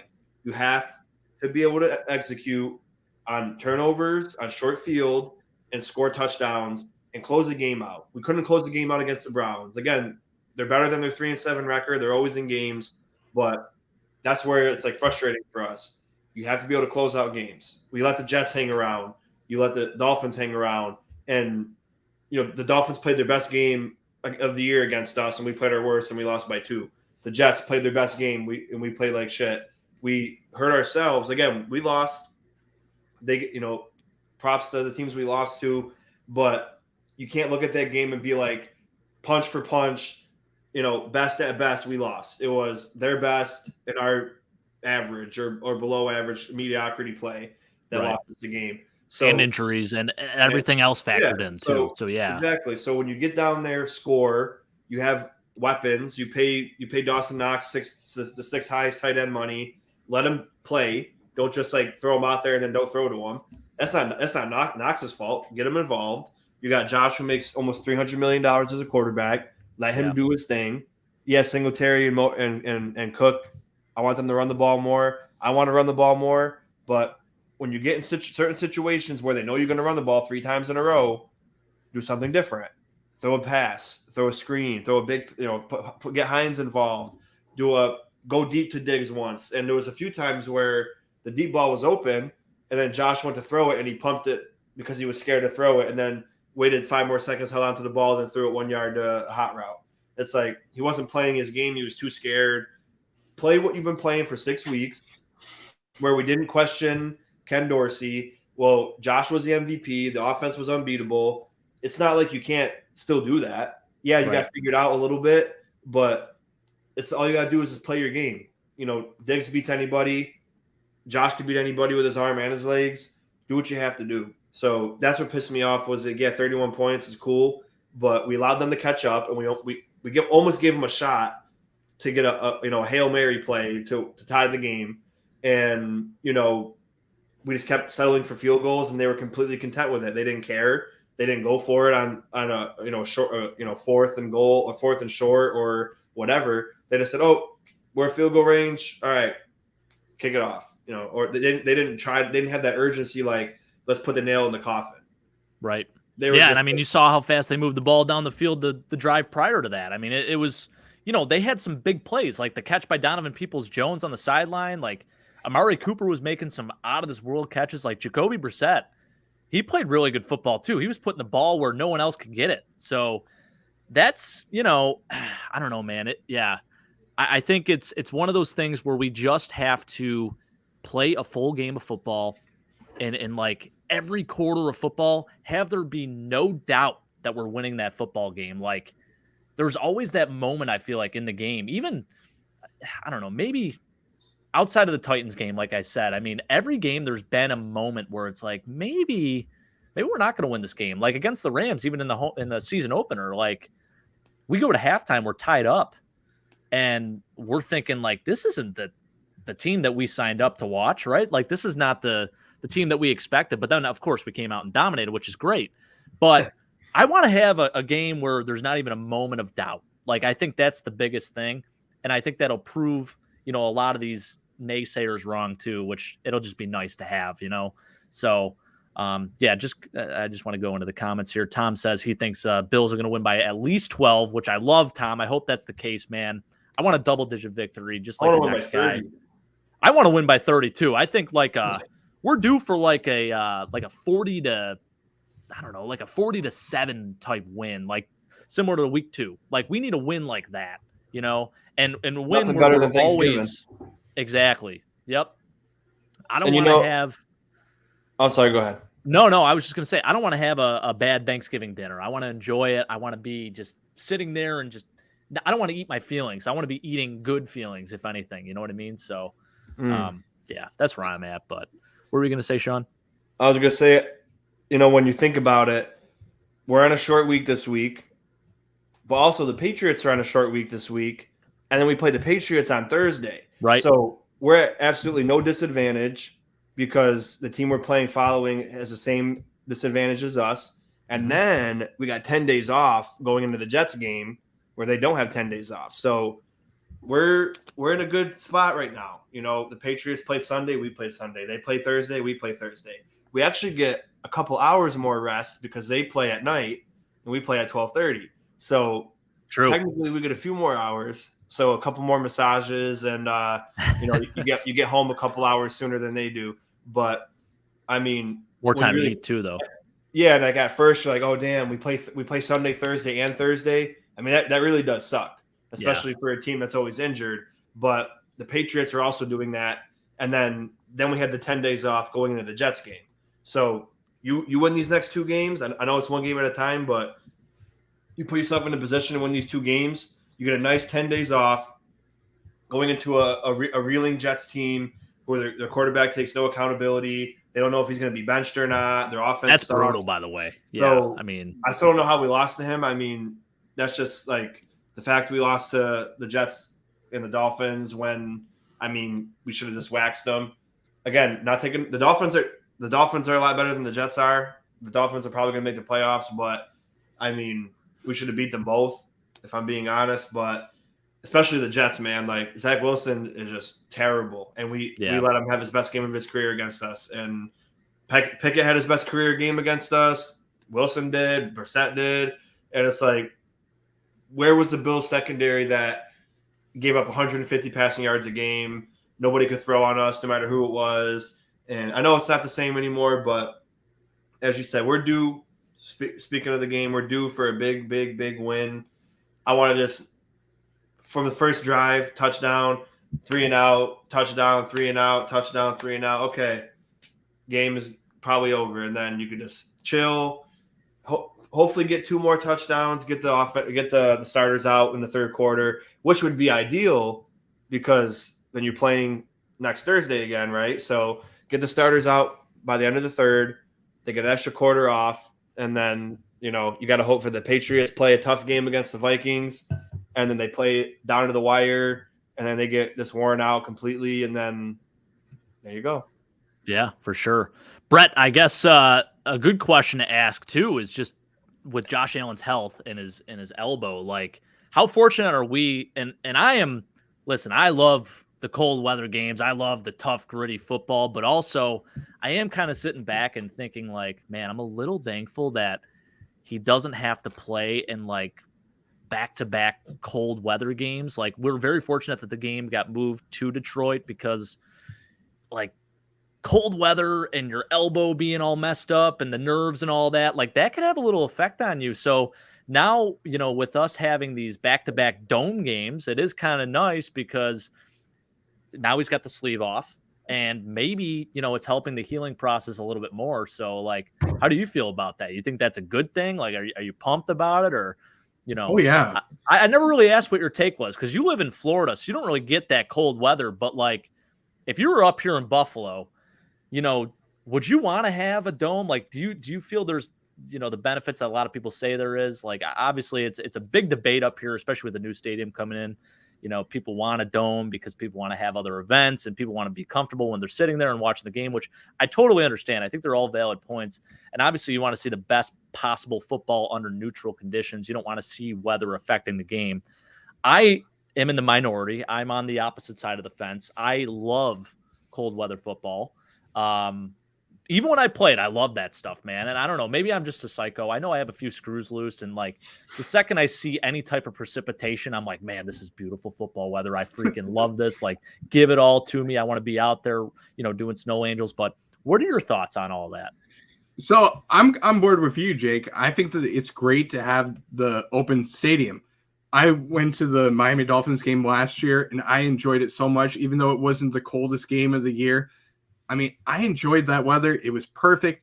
And even though I was freezing my tail off, and I mean, it's 30 degrees for you guys, you're going to say I'm a wimp coming from Buffalo. No, from man, Sarasota. I mean, the biggest thing is it was 90 degrees in Sarasota that week when it was 30 degrees where you are. So that's 60 degrees difference for me. But I'm okay with having an open doors or open air stadium. I think it helps the Bills, especially because you have the winds that are the lake effect winds. You can utilize that. That's an advantage for the Bills. There's so many advantages that you can also have. And one thing I didn't really think about was when they built the stadium, they built the 100 level underground, which I think is so cool because it allows all the fans to be able to, the amount of decibels that you hear in that stadium to be louder than you ever imagined. So I thought that was really cool as well. So there's so many factors that you can have. But I also understand having the shaded areas for fans and everything for safety as well. And I think that can be some type of reconciliation so that you can have open air stadium for the players as well, but also have something where you're covered and you're safe and everything, and you can go to a certain place so that if anything ever happens. So, I mean, I'm kind of like in the middle of this. I would say more towards having the open air stadium than having a dome, or even having I thought the retractable roof would be a good idea. Sure. Yeah. I thought that was the best plan to do, but I mean, I just don't know. I feel like the retractable roof, I mean, you're going to have that stadium for probably 25 years, and we need something that's going to last for a long time in Buffalo. I want to have Bills football here for the next 100 years. I want my grandkids to be able to watch football here. So, I mean, it'll be nice to have a new stadium, although I love the Ralph. I always call it the Ralph because that's how I grew up. The Ralph. It's not Highmark Stadium. Agreed. It's the Ralph. I mean, it was Rich Stadium before, but it's the Ralph for me. Yeah. So my dad still calls it Rich Stadium. I call it the Ralph. I grew up with the Ralph. Yeah. Depends it's the when Ralph. you were born. Yep. Yeah. It's the Ralph for me. First pair of Zubaz pajama pants. Heck yeah, man. I love that. Yeah. Yeah, no, that's a good point, Brett. I appreciate that because I like to hear like the out of towner perspective on that. So that's interesting that you say that because especially being down in Florida, like and I know you would kill to come up here for a game. You'd probably love to be like, could you imagine coming up here if the Browns did play here and that snowy winter game? Like, wouldn't that be cool for you to experience that? And I get it. Like, and listen, the tailgate would have been epic too, for sure. Oh yeah. There's like a romanticism behind it.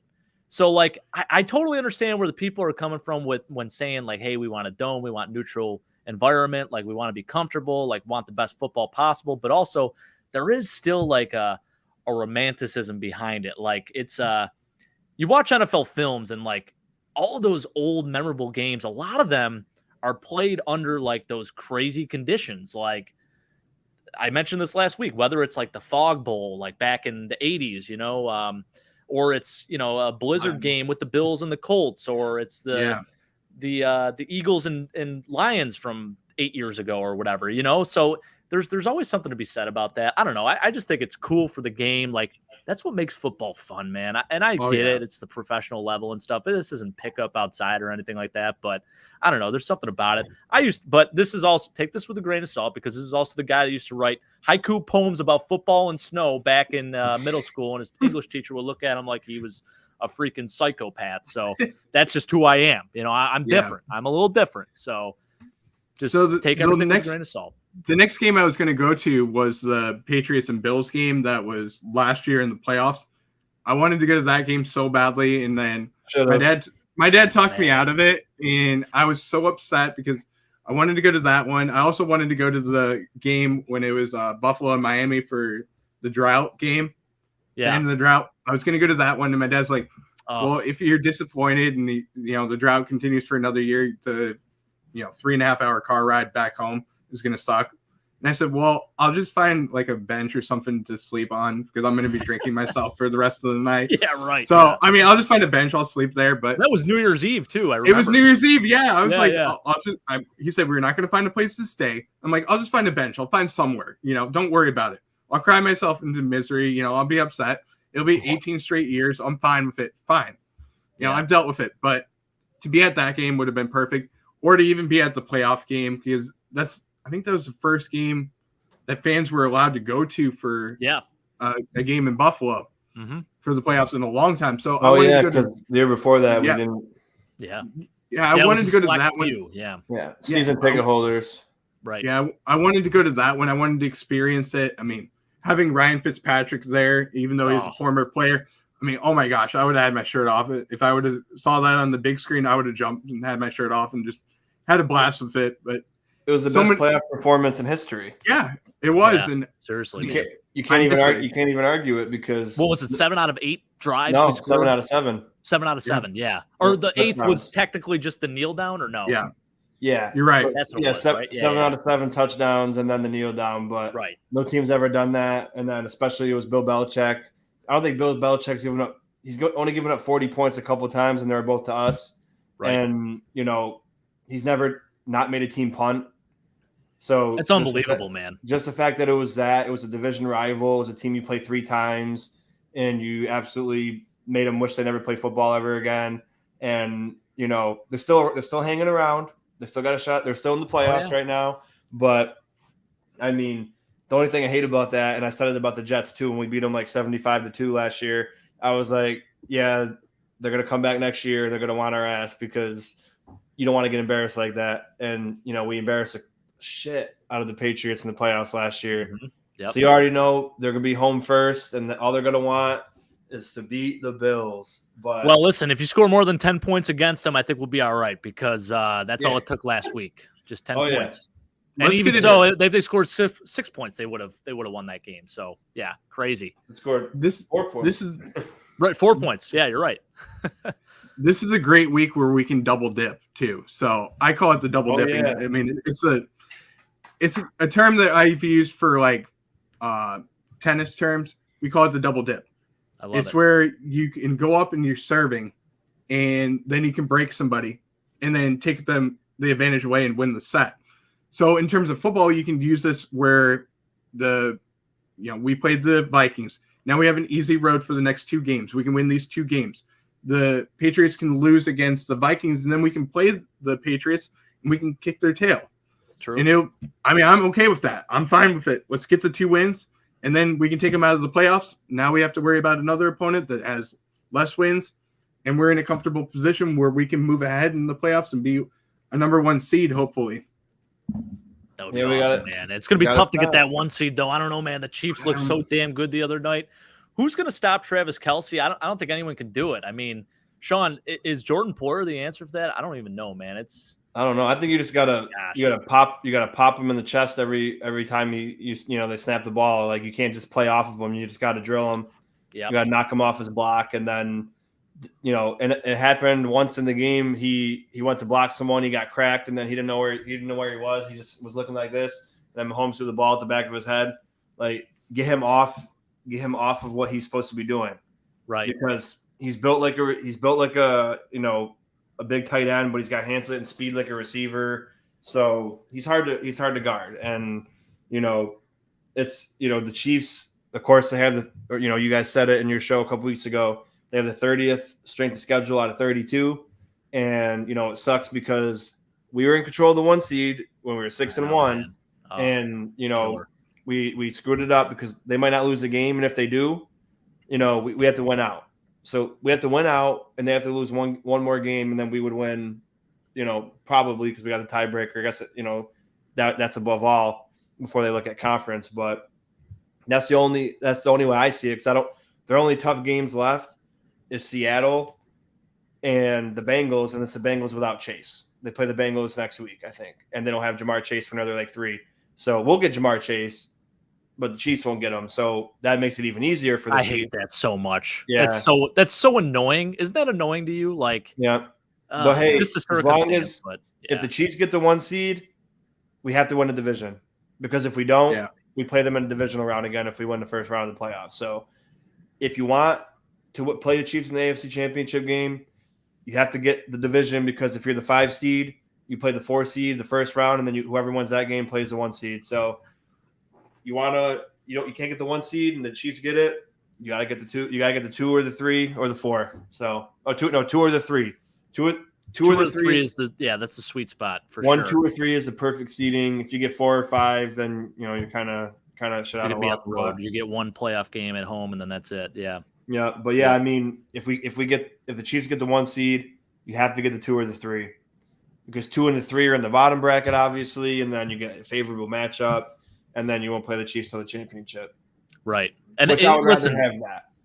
Me too. I think that's one of the things too. Like, I don't want to win a Super Bowl without beating the Chiefs in a meaningful game of football. Like, personally, I want to play them this year in the AFC Championship. I don't care if it's at Arrowhead or at home. Obviously, we'd love it to be at home, but like that's the team I want to play. Like I want to beat the best. Like I don't want there to be any question about it. Like I don't want it to be a Bengals situation where they fluke their way in or whatever. Even though they technically, I mean, they beat the Chiefs fair and square. Yeah. But like I don't want to even have that. You know what I mean? Like it's just we're starting to hear these chirps from other fan bases, and it's like new to us, right? So I don't want to deal with that. You know, like isn't there part of you guys where it's like let's just dominate the rest of the year, like no questions asked. Like I don't want anything. Like I don't want shoulda, woulda, couldas or anything like that. Like I don't care if we're injured either.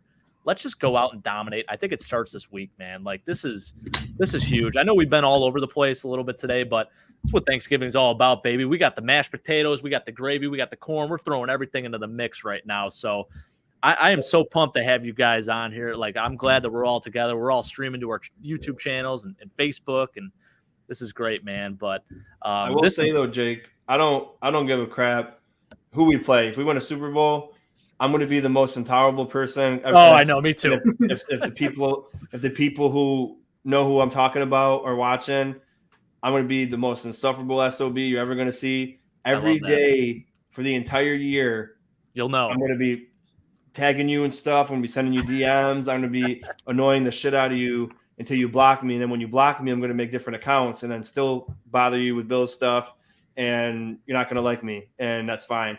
But how about your boy that you do the picks with each week? You're going to definitely be bothering him quite a bit, right? No, I mean, we'll see. He's been he's a quiet Josh Allen and Bill supporter. I like that. I think he's I'm rubbing off on him, but no, not him. It's certain. They know who I'm talking about. It's of course the people, the lurkers, the snakes in the grass, who just love to hate for no reason. So I don't care if we play the school of the blind in the Super Bowl. As long as we win the Super Bowl, that's all I care about. So, I mean, and if the Chiefs lose in the first round and then we go to the Super Bowl, that's not our fault. They lost. They choked. So you're right. If they don't win, if they lose their games and then we go to the championship and they're not there, it's the Jets or something. Hey, the Chiefs that's a didn't good win. point. You know what? Stop removing the validity of a Super Bowl win. Like at the end of the day, you're a Super Bowl champion. Yeah. So I don't care. Like I don't care who you play in the Super Bowl. You win that Super Bowl, like that's yours to claim, and no one else did it. So I want the Chiefs. Though I get what you're saying, but because I already know if we win and we don't play the Chiefs, they'll be like, well, you would have lost if you played Kansas City, so you wouldn't even have made it. So I mean, it doesn't really even count. That's how people are. But again, they can say that all they want because I'll just send them pictures of Josh Allen holding the Lombardi and kissing it, and I'll just send it to them every day, multiple times a day, and then they can just do whatever they want. But I'm going to be annoying as hell. So just be ready for it. February 12th this year? February 12th, my brother's birthday, and Abe Lincoln's birthday, Honest Abe's birthday. So one of my best friends' birthday too. I love it, man. So everybody, you're probably not watching, but I know haters always watch close. So when that day comes, man, we'll have to all link up and do like a podcast outside the stadium or something like that if it happens. Because for sure I'm coming up. You know that. I mean, I'll make it happen. I'll quit my job, whatever the case may be. I don't care. I love that. I will quit my job, Brett said. I freaking love it, man. Hey, listen, my boss watches these shows, and I don't care if she hears it. She can be mad at me. She'll already know. She knows how big of a Bills fan I am. She knows that if that day happens when we win a Super Bowl and she doesn't allow me to go up to Buffalo for this, I will quit. So she already knows it. So I've already told her. She knows it. It's happening. I'm quitting. And I'll come work for somebody else in Buffalo. I don't care. Wow. Well, hey, I mean, shoot. Come on up, man. We'll welcome you. I would do a 24-hour stream. I'd be in for that. I actually would. I will do it. The all-nighter. Yeah. I don't know if Mike's in for this, but I will volunteer on Nickel City Mafia's behalf. Yeah. If we do win a Super Bowl, might have to do that 24-hour stream, boys. That would be kind of fun. That'd be kind of fun. We could even do something fun. We could do something for charity maybe with it too. I don't know. Yeah, it'd be like from the moment. Well, you get like that initial after the game's over, you could scream and do whatever you want for like a half hour, but then as soon as that part's over, start the record button, leave it run until like 7 a.m.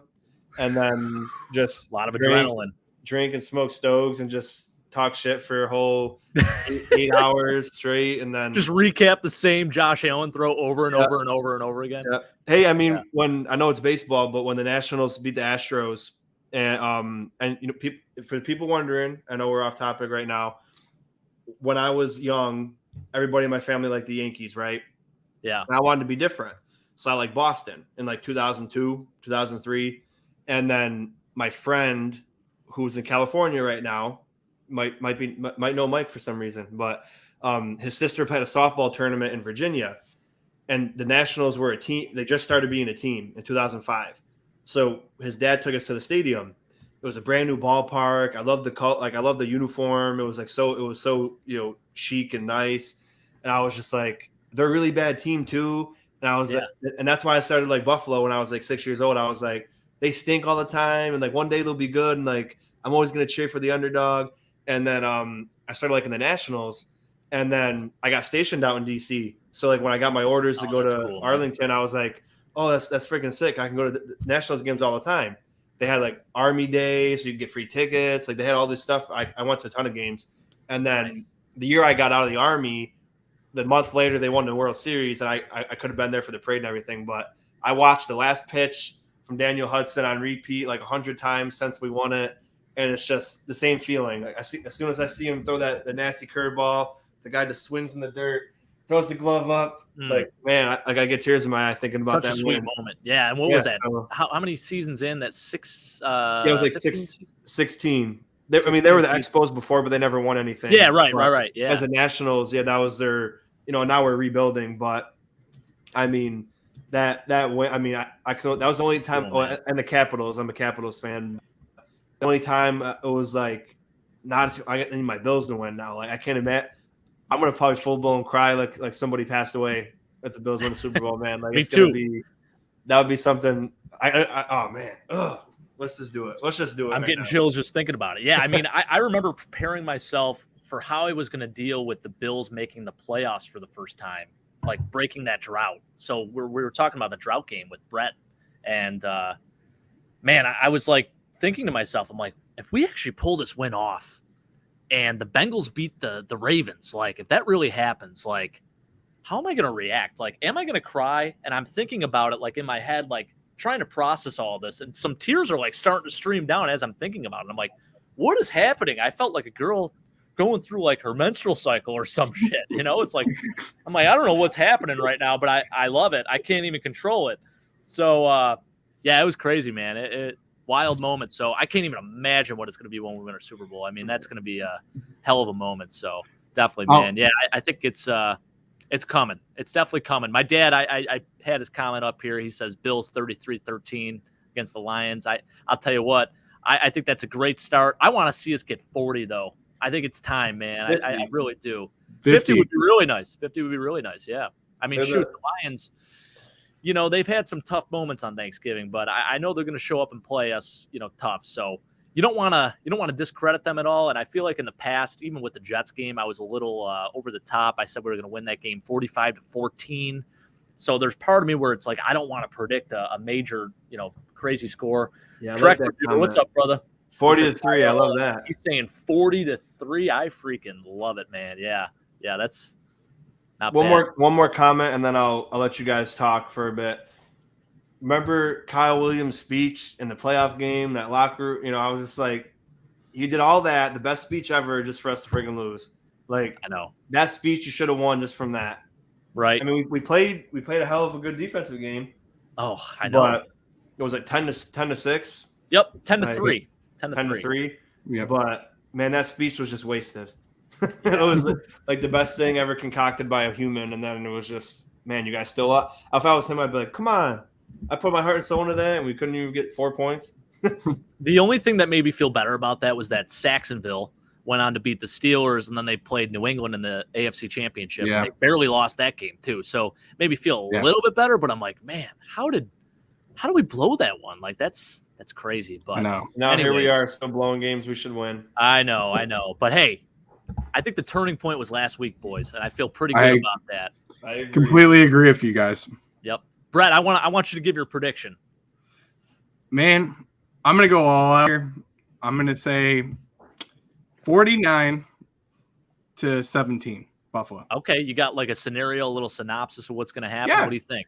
So I think Buffalo's going to come out of the gates. You know, they started off rusty last week, but I really think that the run game for the Detroit Lions on defense is second to last. And we played the last team in the NFL last week. I think Buffalo's going to come out. They're going to run the ball a lot. But I also think that what we're going to do is we're going to set up the play action, which we didn't do a lot of last week. We should have done more of. And this is going to allow Josh to take deep shots down the field. He's going to target Stephon Diggs. He's going to also target Gabe Davis. And it'll allow Buffalo to get a ton of points. I think that James Cook is going to lead the way for running backs. I think he's going to go over the 100-yard mark this week. I mean, he had a great week. He had a great week last week. I know the bets that's going on between you and Mike is still alive. So yeah, man, it's I'm going to make the debate. Hey, I'm going to take the Cook side of it because I know that Sean has his jersey. I like Cook a lot. So yeah, motor too. I mean, he has motor too, but I mean, I just think that James Cook is going to be the biggest addition to the offense. He's doing a lot of good things. I think he's going to go over 100. He's going to have 120 yards this week, 2 touchdowns, make a big statement in fantasy football right now. And I also think that Josh is going to have a bounce back game. I think that he's going to show why he's still in the MVP column for this week. 4 touchdowns for him this week. Goes over 300 yards. Oh, big game. God. I'm telling you, big game from him. He's going to show why the big games, and he always plays good in the games that are like, if it's on a big stage where it's Monday Night Football, Sunday Night Football, or if it's in the playoffs where it's a big game like that, or Thursday Night Football, he plays good. So I think that he's going to go for a big game, having a ton of success. I'm going to say 33 for 40, 315 yards, 4 touchdowns, no interceptions, and also has a touchdown on the ground to give him 5 touchdowns in the game. Damn. Oh my gosh. So wait a minute. Let me get this straight. So you're saying 5 touchdowns from Josh Allen. Yep. 2 touchdowns by James Cook. Yep. How many points are we putting up? 49. Those are the 49 points. Okay. All right. I like that. Okay. Yep. Fair enough. Love it. I love it. All right. All right, Brett. Yeah. All right. I'll tell you who has the touchdowns too, okay? I love it. So, let's hear it. It's going to be Dawson Knox will have 2. Stephon Diggs will have 1, and then Isaiah McKenzie will have the other one. And I also think that Gabe Davis is going to put up big numbers, but he'll have 73 yards. Okay, I love this. I like getting it right down to the yard, too. I mean, that's perfect, man. I love it. You had the completions, the attempts, everything, man. I mean, that's perfect. I love to hear it. All right, I like it. 49-14. Brett says Bills are getting a big dub. We're going to win in ease, and it's going to be a great Thanksgiving dinner. Sean, let's follow that one up. All right, so we got to clip this because we're going to come back to this, and we'll it's make all this gonna a be short. correct. Ready? Yeah. 56-13. Oh my goodness! Wow. I don't care. I love the Lions. I don't care what nobody says. If I'm being, over the top, I'm thankful as hell. It's Thanksgiving time. I'm blessed. 56. Josh is going for 5 touchdowns. Diggs is gonna get 150 yards. Nyheim Hines is gonna get a punt return touchdown. We're gonna get 5 sacks. We're gonna give up 0 sacks. Christian Bedford's gonna get a pick. And beautiful. That's it. And man, if I have to pick who's going to get the touchdowns, I got to do the math. So 56 would be 8 touchdowns, right? So Josh going to get 5 passing touchdowns, 3 to Diggs, 1 to Hines, and 1 to Knox. And then, like I said, Hines is going to get the return touchdown. That would be 6 touchdowns, right? Yep. I think I can find 2 more somewhere. And then Cook will run 1, and Reggie Gilliam will run 1. Oh, I love the Reggie Gilliam one. I like that. Okay. I'm with you on the Reggie Gilliam. Crazy. Like we're gonna look back on this and be like, wow, we were right about a big chunk of this. Mike's gonna watch this show and he's gonna be like, "What the hell?" I mean, I'm the only one drinking tonight. I think I got the old fashions going. I think I'm gonna be a little more conservative than you guys even here.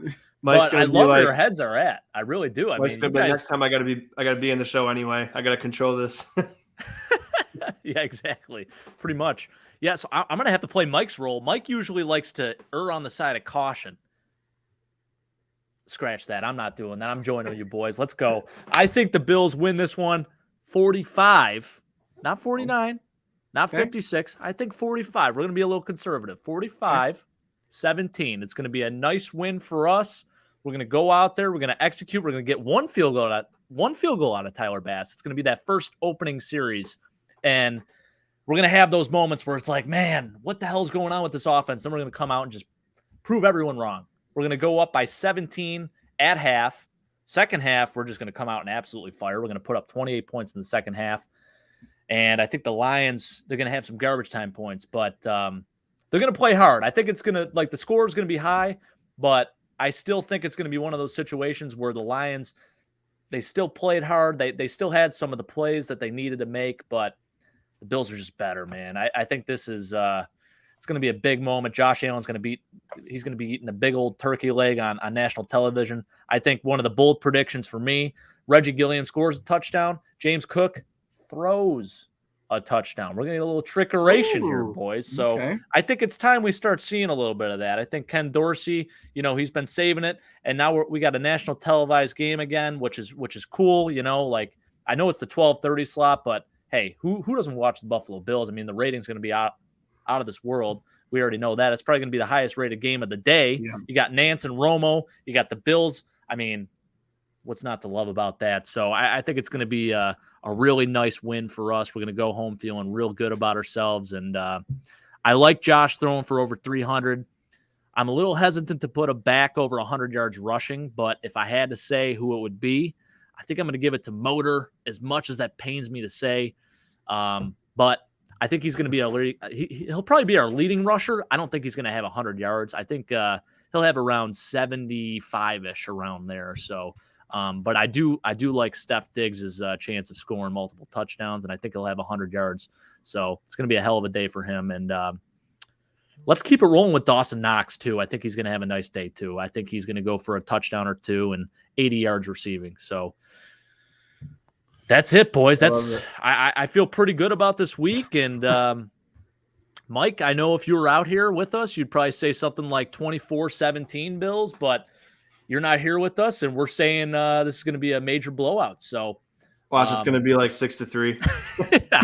I know it.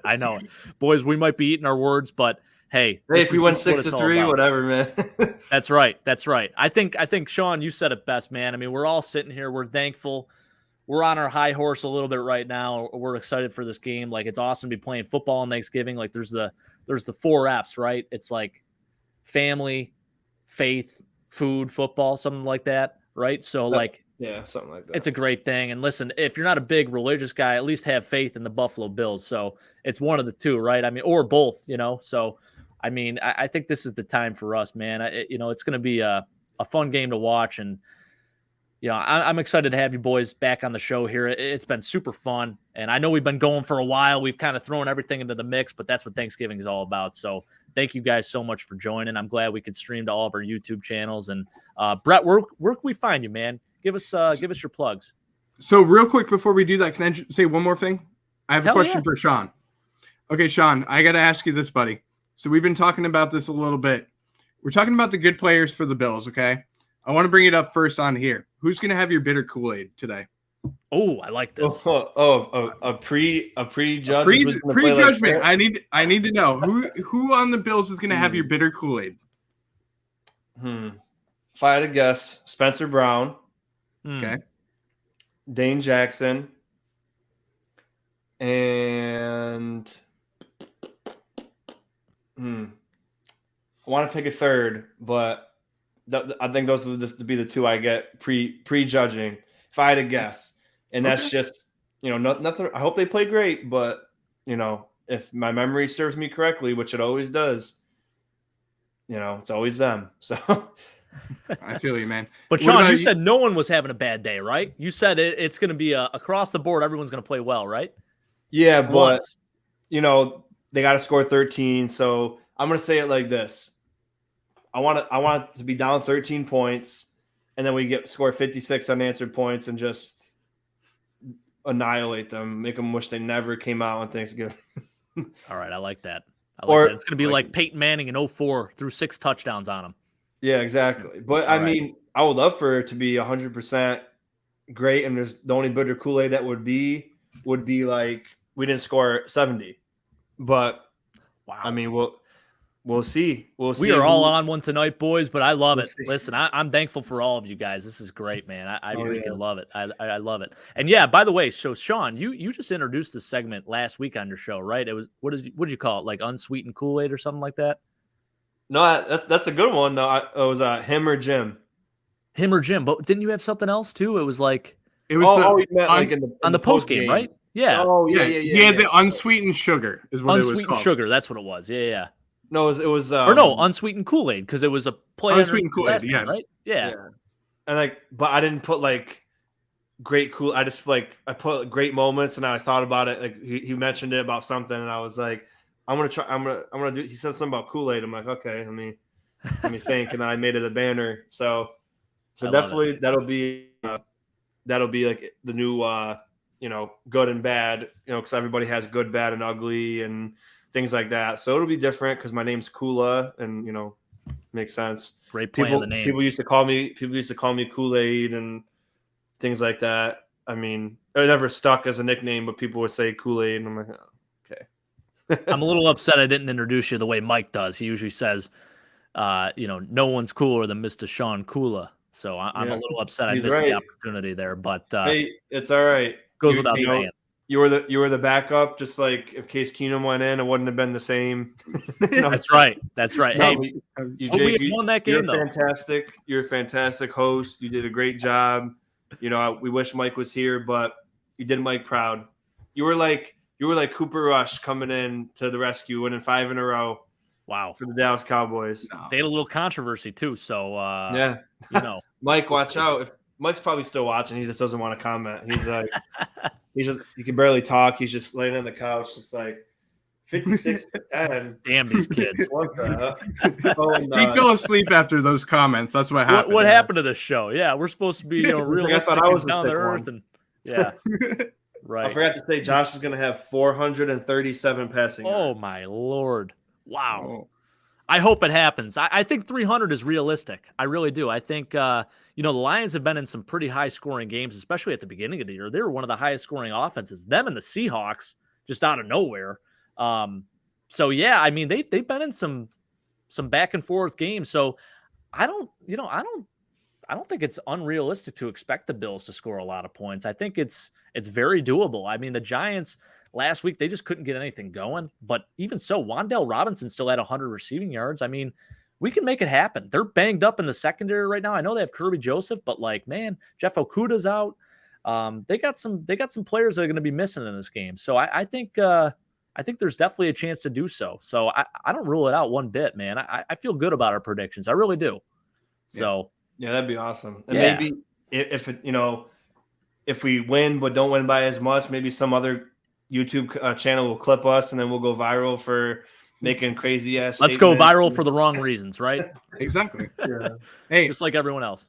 Ice Cube said it best: all publicity is good publicity. Oh, that's right. That's right. That's probably where Antonio Brown got it from. That's true. Yeah. Absolutely, boys. Well, hey, I appreciate the heck out of you guys. Brett, I was just going to let you give your plugs. So where can we find you, man? Listen, again, we're streaming to 3 different YouTube channels here. So we got Brett's YouTube channel, Go Bills Podcast. He started on Instagram, and now he's kind of made his way. He's doing YouTube show. He's doing a little bit of everything, and it's pretty awesome, man. And we got Sean, obviously, from Red, White, and Bills. He's joined us on a lot of different occasions, and glad we could bring all the boys together. Obviously, we're missing Mike tonight. He's a little sick, but he'll be back for the post game. I'm sure of it. But anyways, Brett, where can we find you? Well, first of all, I want to wish you guys a safe and happy Thanksgiving. That's most important, and to all Bills fans, safe and happy Thanksgiving. But you can find me on YouTube, Instagram, Facebook, TikTok, and Twitter at Go Bills Podcast. And we're on our future website in the near future, GoBillsPodcast.com. Love it. Wow. Hey, that's big time. You secured the domain? Not if I make it first. I have. Wait a I've minute. already secured it, so don't worry. Nice. Don't worry. I got it, man. That's great. I'm going to Sean, override it and hack it. What about you, brother? Well, before I get into it, Brett, I do actually, since you know how to make websites, I might need your help making a website for my business. So glad that I know someone that can do a website. So I'll be needing your services. But, yes, sir. You know, I have an Instagram for Red, White, and Bills, but I more went off the Instagram so far, but it's still there, Red, White, and Bills.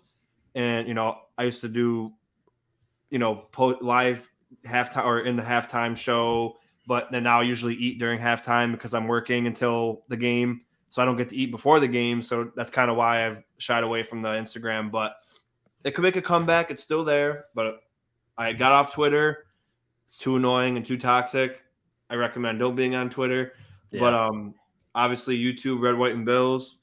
And I love the opportunity to be with you guys. You know, we've done a lot of great shows. We appreciate everybody that's tuned in. Subscribe to every single channel that is listed here. Engage with us. We appreciate everything. And you guys make the shows what they are. And we couldn't be where we're at without you guys. You know, Jake got to 1K. Jake and Mike got to 1K. Nickel City Mafia. Brett's got 1,000 on Instagram, right? You just had 1,000 like last week. Sir. Mm-hmm. Yes, sir. We're gonna do a giveaway very shortly. Oh, I love it. Let's go, baby. Well, I'm gonna make a few accounts so I can win that. I got you, man. That's the key right there, man. That's the key. Don't let them know. It's going to be Con Shula or something like that. Is that what it's going to be? Yeah, Don Shula, Con Shula. Everything. That's awesome. That's awesome, boys. Well, yeah, again, appreciate you both so much. Seriously, it's been awesome. And Mike, thank you for letting us do this. I know we're a bunch of stooges out here trying to do our best. And, you know, I don't know if I'm the best host necessarily because I'm all over the place and I just love talking ball. So we went 1,000 different directions, but I love, you know, just talking it up with the boys here. It's been great. And, man, it's going to be a great day of football on Thursday. I can just feel it. We're going back to Detroit. I think we're going to secure the victory and come back home and, you know, enjoy the victory a little bit. And I think we'll be eating a nice Thanksgiving meal. I know I'm going to have 2 meals. I'm going to be eating dinner while watching the game. So it's going to be like an early dinner, like 12:30 lunch, if I guess you'd call it lunch at that point. But it's going to be Thanksgiving dinner food. And then going to have another Thanksgiving dinner at my parents'. So it's going to be great, guys. But for everyone that's been watching, yeah, absolutely. As Sean mentioned, please drop a nickel on that subscribe button for us. For Brett, you know, make sure you subscribe to him, follow him on Instagram, get him on all of the social media platforms. Sean, same deal, Red, White, and Bills on YouTube, on Instagram, anywhere you can find this young man. And I know these guys are doing some big things, and they've done awesome work, and appreciate the hell out of both of them. They are committed too. I mean, these guys are ready to go live at a drop of a hat. It's impressive. And Sean, you're running your own business, man. Like, you got a lot of stuff on the table, man. You got your kid too. So I commend the hell out of you for that, man. So I'm pretty proud of you both, man. Like, you guys are really doing great things. So absolutely thankful for everything, man. I really am. This has been super fun. Yeah, I appreciate that. It was very nice of you to say. And obviously I didn't get the chance to say it earlier, but hope that everything's good with Mike. I hope he can be back on here for the post-game show with us. That's the most important thing. And it's a pleasure to be with you guys each and every week. I'm thankful for you guys, thankful for my family, but more importantly, thankful for Bills football. So I wish we could play 3 times on Thanksgiving so we could watch it 3 different times. But hey, we got to watch other games. So there's more important things like family that we got to deal with on Thanksgiving. Amen, man. Well, you guys enjoy it. Happy Thanksgiving to everyone out there watching. Appreciate all of you. And hey, go Bills, baby. Go Bills. Go Bills. Go Bills.